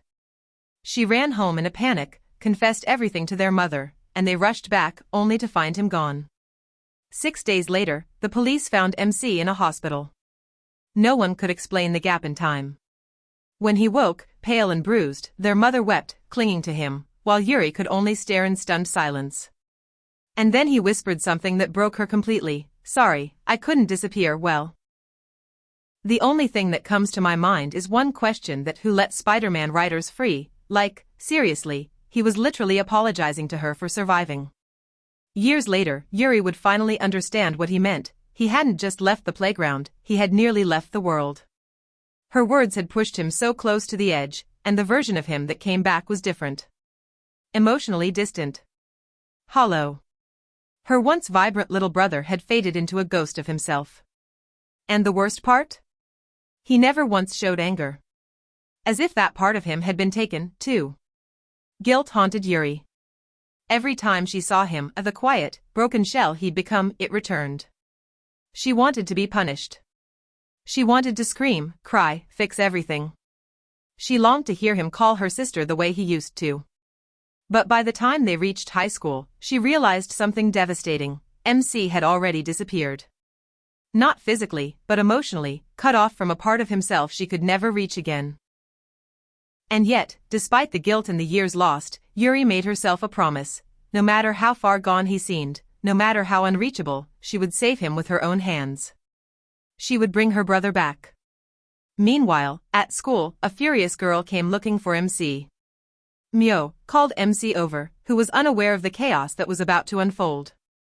The next day at school, rumors spread like wildfire. Everyone was talking about how the student council president was confronting MC in Class B. Naturally, students swarmed to witness the drama.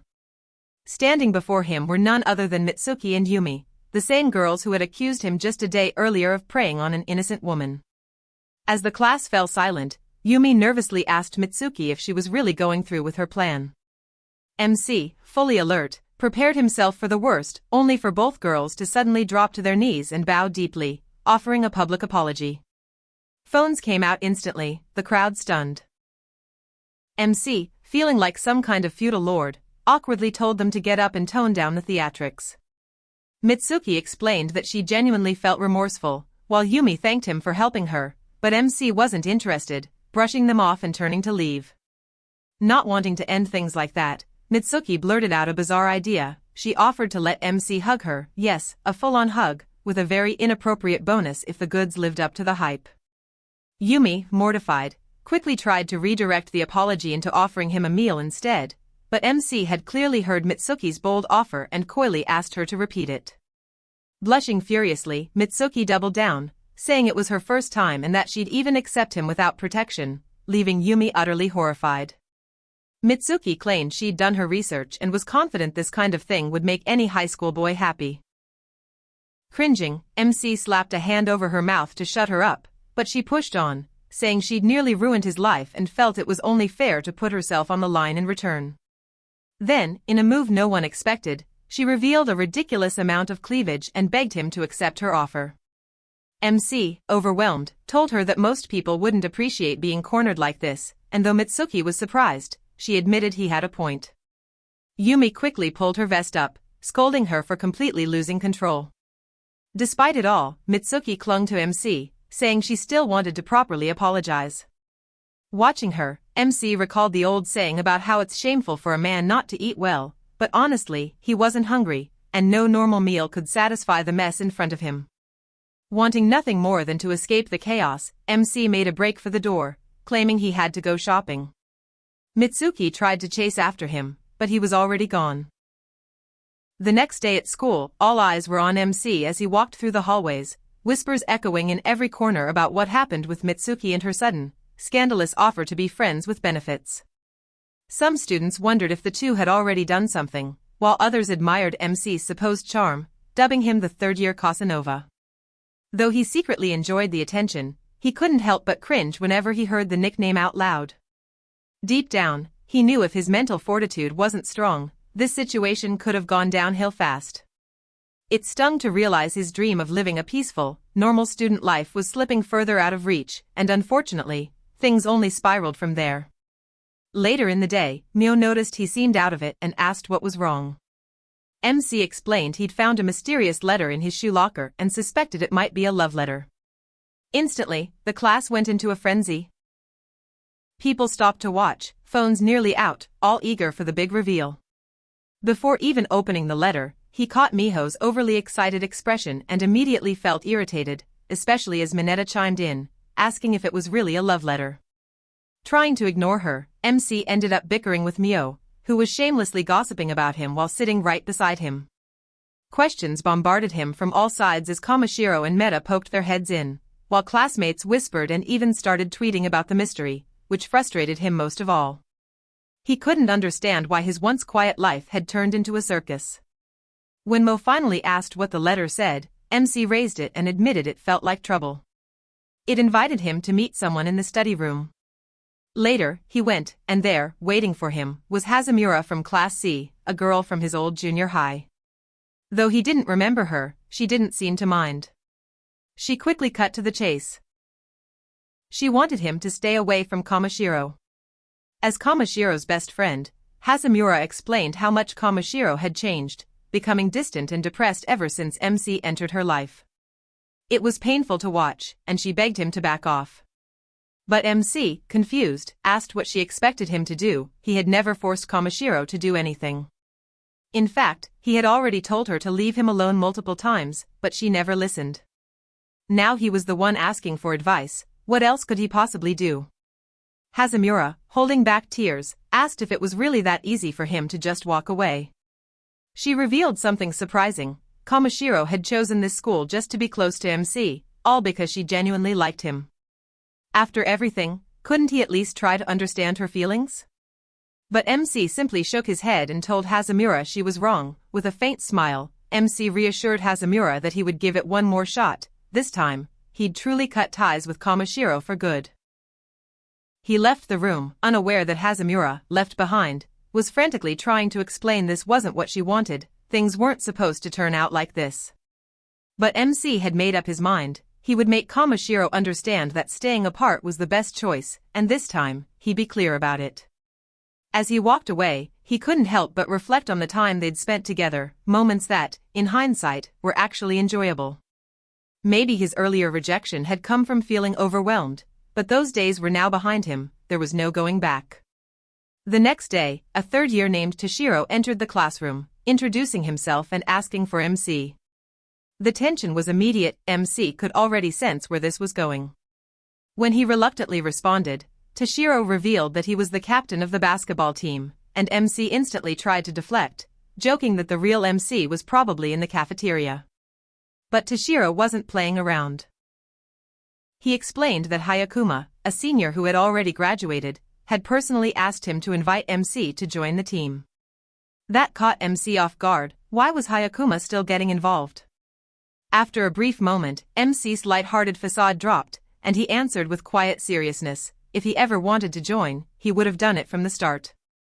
To him, club activities were just a convenient distraction, one more way to ignore the mess of his emotions.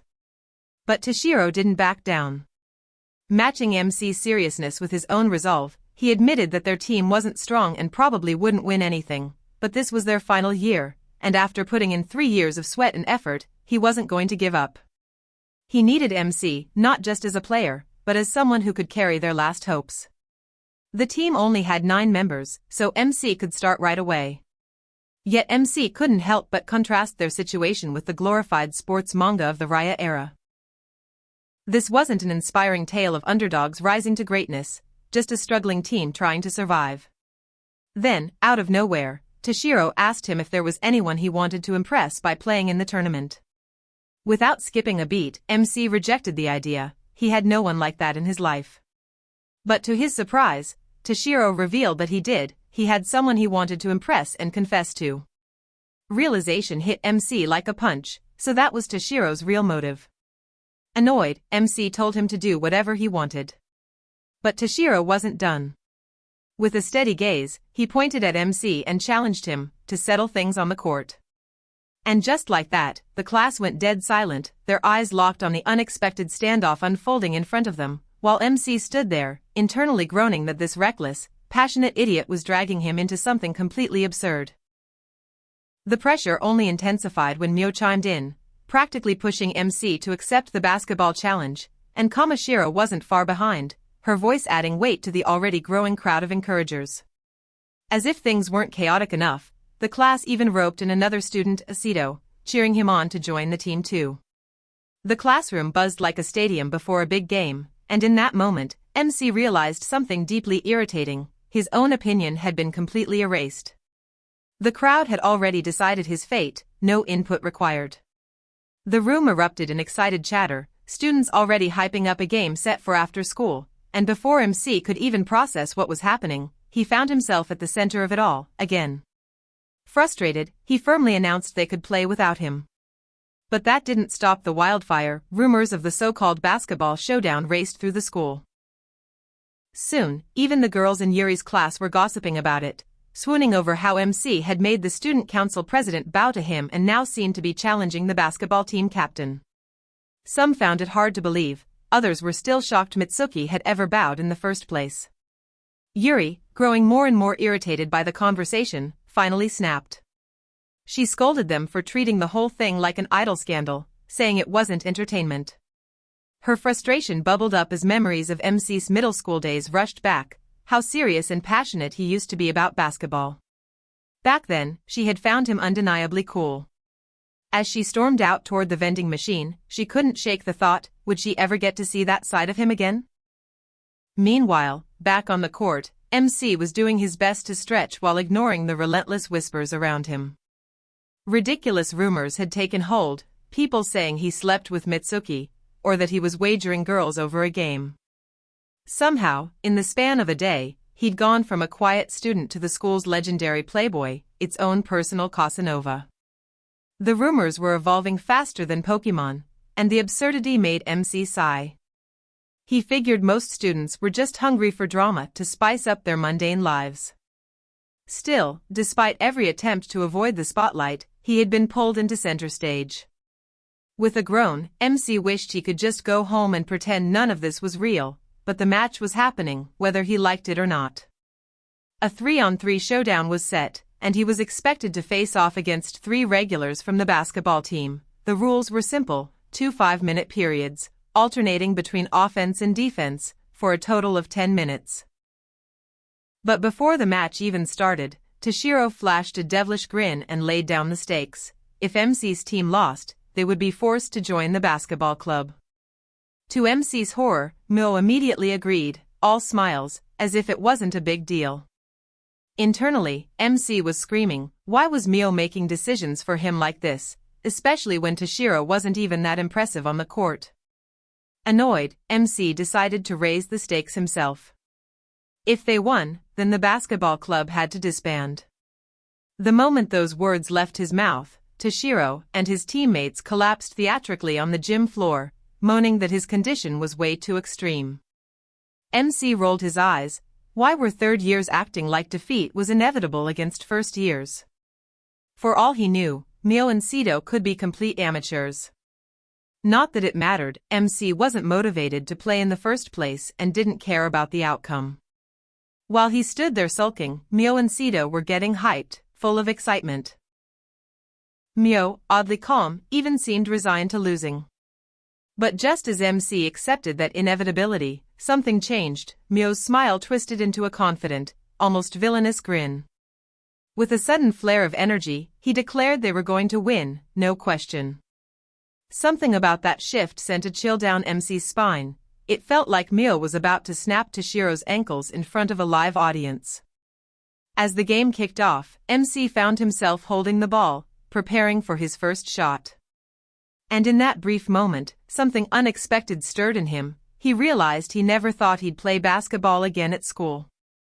Back then, it had been his escape, something he did not for glory or teammates, but for himself. He trained alone, always. But in the summer of his second year, that changed. Someone had stepped into his life, someone persistent, annoying, and unforgettable. Someone who saw him in a way no one else did. That person was Shiroi Kamishiro.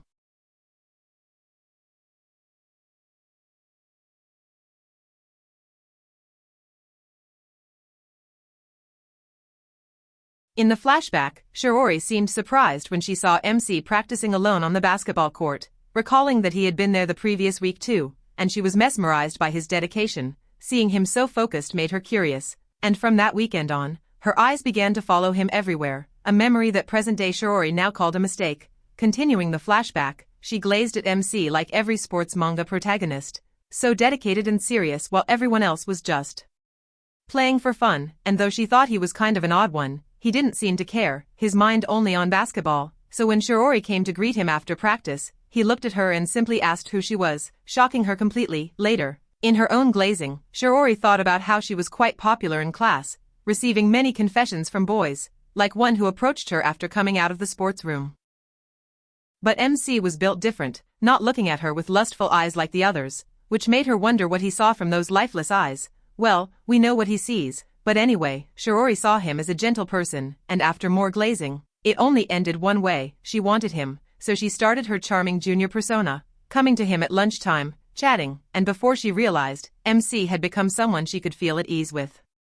She thought of MC as an important friend she could rely on, but soon realized he had become more than that, a love interest. A little later, we see MC winning the autumn tournament match against some background characters who really weren't important, but it was still a huge achievement for the school's boys basketball team, which usually got knocked out early, and because of that victory, the whole sports atmosphere at school changed, boys' mentality shifting as they began to believe they could aim even higher than MC himself, all thanks to one man, RMC. On the other side, his growing popularity had girls talking about him like he was some sort of film star, chatting about his quiet, non-flirting behavior like it was the ultimate riz, which honestly sounded a bit cringe, but still, during one of those conversations, a girl mentioned that Shiori seemed to get along with MC, which fascinated them, and while everyone was happy about it, Shiori started to feel anxious about where she and MC stood. After class, she saw MC in the locker room, and as she walked closer, she noticed another girl chatting with him. At first, she wasn't sure what she felt, but in that moment, she realized she truly did want him, and that it must be love. One quiet afternoon, Kamishiro gathered every ounce of courage in her heart and confessed to MC, her voice trembling as she told him that she loved him. For the first time, she saw a flicker of genuine surprise cross his usually calm expression, an expression she would never forget. But MC only offered her an apologetic smile, asking her to wait until the end of the tournament for his answer. Though disappointment clouded her heart, Kamishiro nodded, understanding that this was his final tournament and that his focus belonged there. MC promised he would give her an answer once everything was over, and she accepted that truth. Yet as she turned to leave, something inside her burst. She broke into a run, shouting back that she didn't want to feel sad anymore. The memory of that moment lingered with her like an echo, intertwining with what she knew about him, how his love for basketball began after his childhood friend broke his heart, how he played to burn away the remnants of that lingering pain. When the long-awaited tournament finally arrived, Kamishiro believed that this was the goal MC had set for himself, the time he needed to confront the feelings he'd buried so deeply. Elsewhere, gasping for breath from running, Kamishiro convinced herself that if he truly didn't care, he wouldn't have asked her to wait. She clung to that hope, that he would give her the answer she longed to hear. But before the storm of emotions could settle, her friends cornered her with teasing smiles, asking if she had confessed. Flustered, Kamishiro denied it outright, fumbling over her words. Her friends laughed, unconvinced, and one joked that maybe it was finally springtime for Kamishiro. Her mind went blank at those words, because for her, this was her first love, something tender and precious she wanted to protect. Their teasing, though light-hearted, stung, and in a moment of panic, she lashed out, blurting that she could never be with someone like MC, that he had an awful aura, that she only pitied him for always being alone. Her words cut through the laughter like glass. One of her friends, still curious, pressed on, did she really not like him? Kamishiro's heart pounded as she muttered that it wasn't like that she didn't care about MC at all. And then, silence. The mood shifted. The smiles vanished. Her friends' gazes drifted past her, and when Kamishiro turned, her stomach dropped. MC was there, standing behind her, already walking away. It was as if the world stopped spinning. Panic seized her chest. Why was he here? How much had he heard? She couldn't even remember the exact words she had said. Her friends called after him, but he didn't stop. Their laughter had turned to guilt as they realized their teasing had gone too far. One of them whispered that Kamishiro should be honest before things got worse, but Kamishiro could barely breathe. Her body refused to move, her heart screamed for her to run after him, yet her feet remained rooted to the ground. She told herself he hadn't heard everything, that maybe, just maybe, this could still be undone. So she chose to do nothing, convincing herself to let the moment pass, even as her first love quietly began to crumble. Kamishiro soon realized that MC might one day ask for clarification about what she had said, and that thought alone filled her with unease. She found herself with no answers, only growing impatience as days turned into weeks. Despite everything, MC's demeanor remained unchanged. He was as calm, kind, and composed as ever, but Kamishiro could see something different in his eyes, a quiet sadness that no amount of self-denial could erase. Without her realizing it, the careless lie she had told continued to spread among their classmates, twisting the story further from the truth. One afternoon, while chatting casually, Kamishiro mentioned that the tournament was getting close. MC responded in his usual way, his tone steady, revealing nothing that could worry her. His composure comforted her, making her believe that maybe things hadn't been as bad as she feared. Feeling a rare moment of courage, she brought up her confession again, reminding him that she was still waiting for his answer. But then, completely out of nowhere, MC told her she didn't need to spend time with him anymore. His voice was calm but firm as he explained that he wasn't lonely, that he actually preferred being alone, and that she didn't need to pity him. If she didn't truly like him, she should stop forcing herself to care. Kamishiro froze, pretending not to understand, but when MC looked straight into her eyes, his next words shattered her pretense. He told her she didn't need to lie to him. The weight of those words hit her like a blow, and she covered her mouth in shock, instantly regretting everything she'd said. Before she could respond, MC turned away and quietly said, "No." The rejection came so suddenly that Kamishiro's heart stopped for a moment. Desperate, she ran after him, insisting that he had misunderstood her, that she hadn't meant any of it. But MC only replied that if walking home with him had felt like a burden, then it was better to end things here. The formal tone in his voice cut deep. It felt like they were strangers again. Refusing to give up, Kamishiro chased him down the stairs, crying out that she truly liked him. But in her haste, her foot slipped, and she tumbled forward. In an instant, MC caught her, pulling her close to keep her from falling. Shocked, she heard him call her by her first name, Shiori, for the first time. For a fleeting second, warmth filled her chest, bittersweet and fragile, as if that single word had brought all her buried emotions rushing back. Then everything went dark as they both fell, landing hard on the ground. When MC came to, he quickly turned to wake her, asking if she was all right.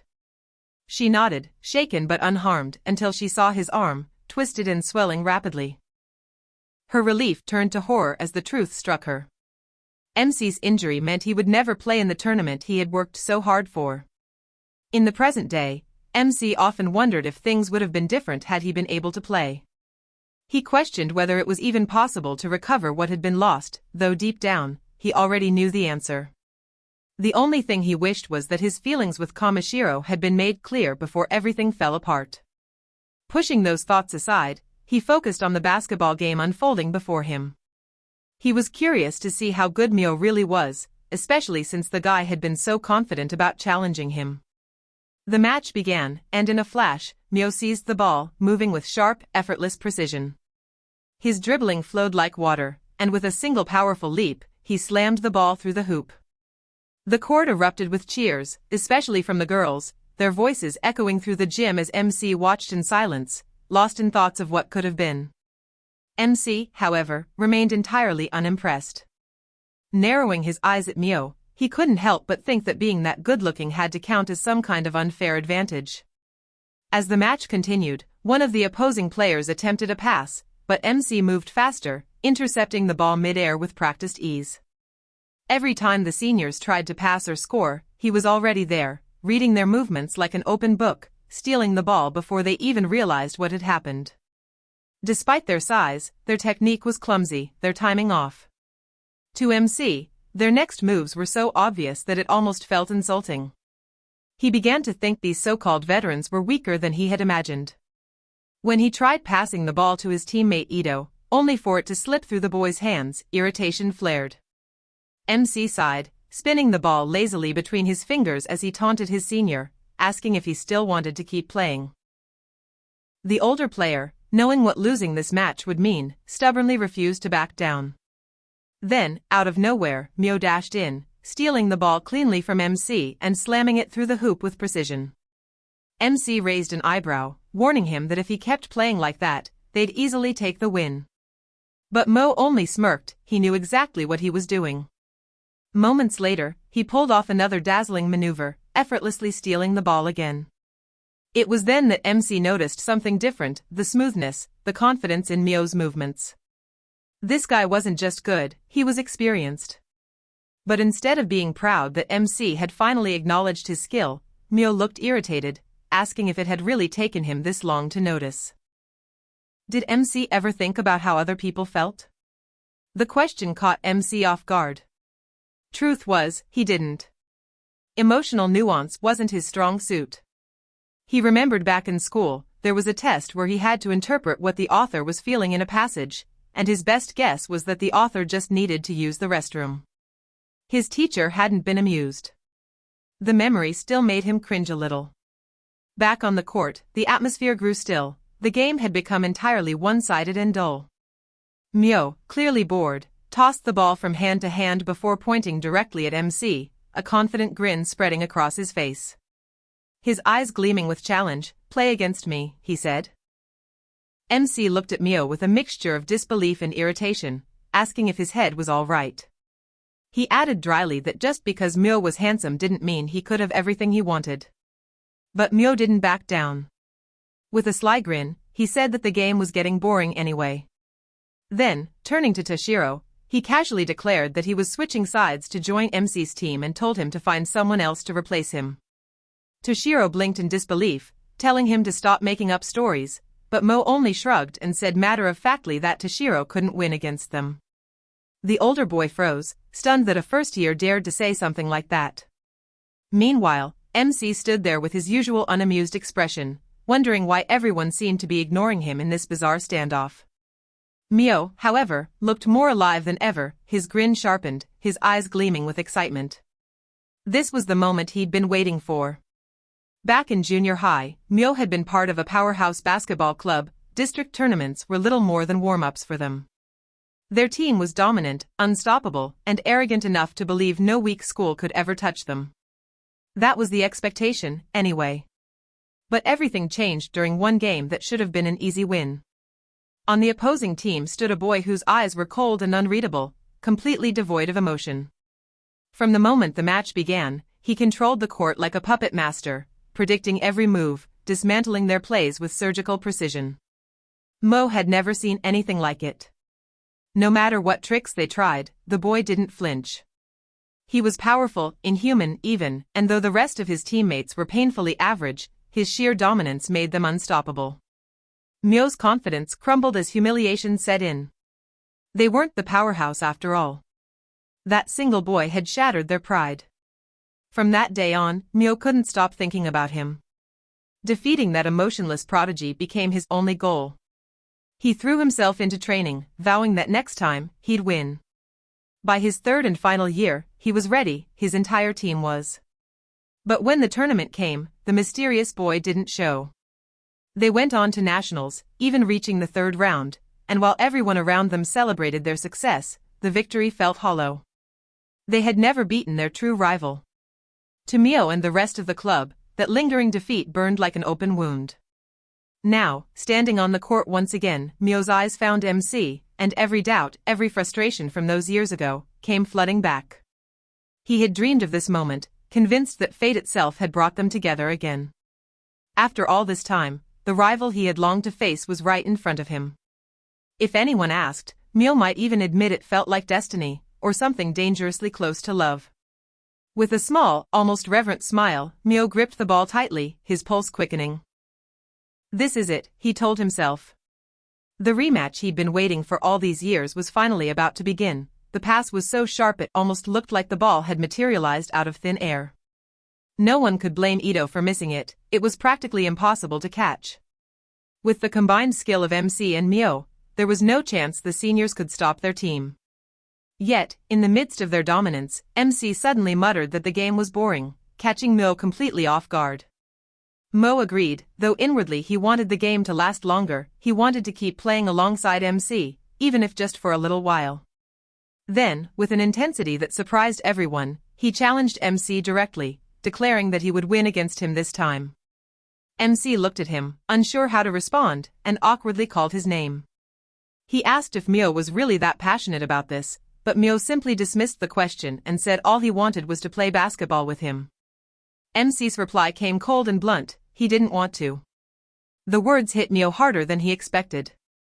MC apologized right after, saying he didn't think he could live up to Mio's expectations. But instead of backing down, Mio raised the stakes, pointing toward Kamishiro and declaring that if he won, she would be his prize. The crowd fell into stunned silence, the weight of his words settling heavily in the air. Kamishiro's face flushed with shock as she demanded to know what he meant. MC, meanwhile, stood quietly, processing what he had just heard. The realization struck him, Mio liked Kamishiro. He turned to her and, with a detached calmness, told her this was fine, that Mio was a good guy. His tone was too casual, too dismissive, as if he were handing her away without a second thought. Mo's expression darkened. He asked if MC was truly fine with this, but MC only looked confused, replying that Mo himself had been the one to suggest it. Was a match really necessary when everything else was already up to them both? Frustration boiled over in Mio's voice as he demanded to know why MC never noticed him, why he seemed to feel nothing at all. He brought up Kamishiro and Suzuraku, asking if MC had ever cared about how they acted toward him. But MC didn't answer. He simply turned his back and said he didn't understand, wishing Mio and Kamishiro happiness before walking away. That single, emotionless statement made Mo call out to him once more, asking why he always rejected people so cruelly. MC stopped in his tracks, his voice quiet when he finally spoke again. He said that he wasn't the one rejecting anyone, he was the one who kept being rejected. All he had ever wanted was to disappear. Mio's words lingered in his mind, and for the first time, MC began to question whether he truly had been rejecting people all along. Could it really be that he had been the one pushing them away? The thought drew him back to that moment when Kamishiro had confessed to him. Her feelings hadn't been sympathy or pity, they had been real. She had loved him. Realizing this, tears welled up in MC's eyes as a deep ache spread through his chest. It felt like something precious had slipped from his grasp, leaving behind only emptiness. And within that silence, he heard something inside him break. Then, just as suddenly, he wiped his tears away, putting on a calm face as he said it didn't matter. He turned back to Mio, his expression unreadable, and stated his own condition. If he won the match, then neither Mio nor Kamishiro would have anything to do with him anymore. From that moment onward, they would live their lives freely, without him in the way. He added that if he won, he wouldn't even join the basketball club. To him, it was the perfect solution, one that would free them both from any lingering tension. Mio stared at him in disbelief, unable to understand how someone could treat their own feelings so indifferently. But MC was already preparing to play, his mind made up. In his heart, he told himself that this was for the best, that by stepping aside, Kamishiro and Mio would finally be able to grow closer, without hesitation, without regret. He never imagined that at his age, he would become a bridge connecting someone else's love. As the tension thickened, Ado broke the silence, his voice laced with unease. He didn't want to play a match built on something like this. The other seniors quickly echoed his sentiment, unwilling to take part in such a spectacle. But MC stood firm, refusing to back down, his quiet determination casting a chill through the court. Ito tried to stop him, urging him to rest, but MC ignored him entirely, his eyes already distant. Whenever MC stepped onto the court, an eerie stillness always followed, whispers died, movements slowed, and the crowd's gaze fixated on him as though they were staring at something not entirely human. Yet, within that oppressive silence, MC's heart remained calm, untouched. He had long accepted that no one truly wanted to involve themselves with him, and that was how it should be. Just as he was about to resume play, Kamashiro's voice broke through the tension. She wanted to join his team. Mo froze, disbelief written all over his face, asking what she was thinking. But Kamashiro didn't hesitate. She apologized to Mio even as she ran down the steps, thanking him softly. When she reached the court, Mio tried to stop her, guilt flickering in his expression. He warned her about MC, about how he pushed people away, but she only smiled faintly. She already knew. Then, looking directly at MC, Kamashiro asked if he would play with her one last time. MC's tone was cold, asking if she had even listened to what he'd said before.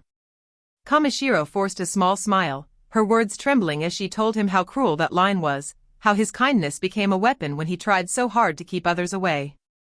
She admitted she had no right to stay involved with him, but still, she was happy. Any reason, even rejection, was enough if it meant she could still be his reason to move forward.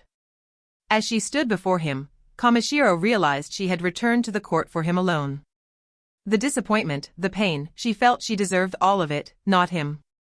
That was why she couldn't stand seeing anyone look at MC with the same emptiness he saw in himself.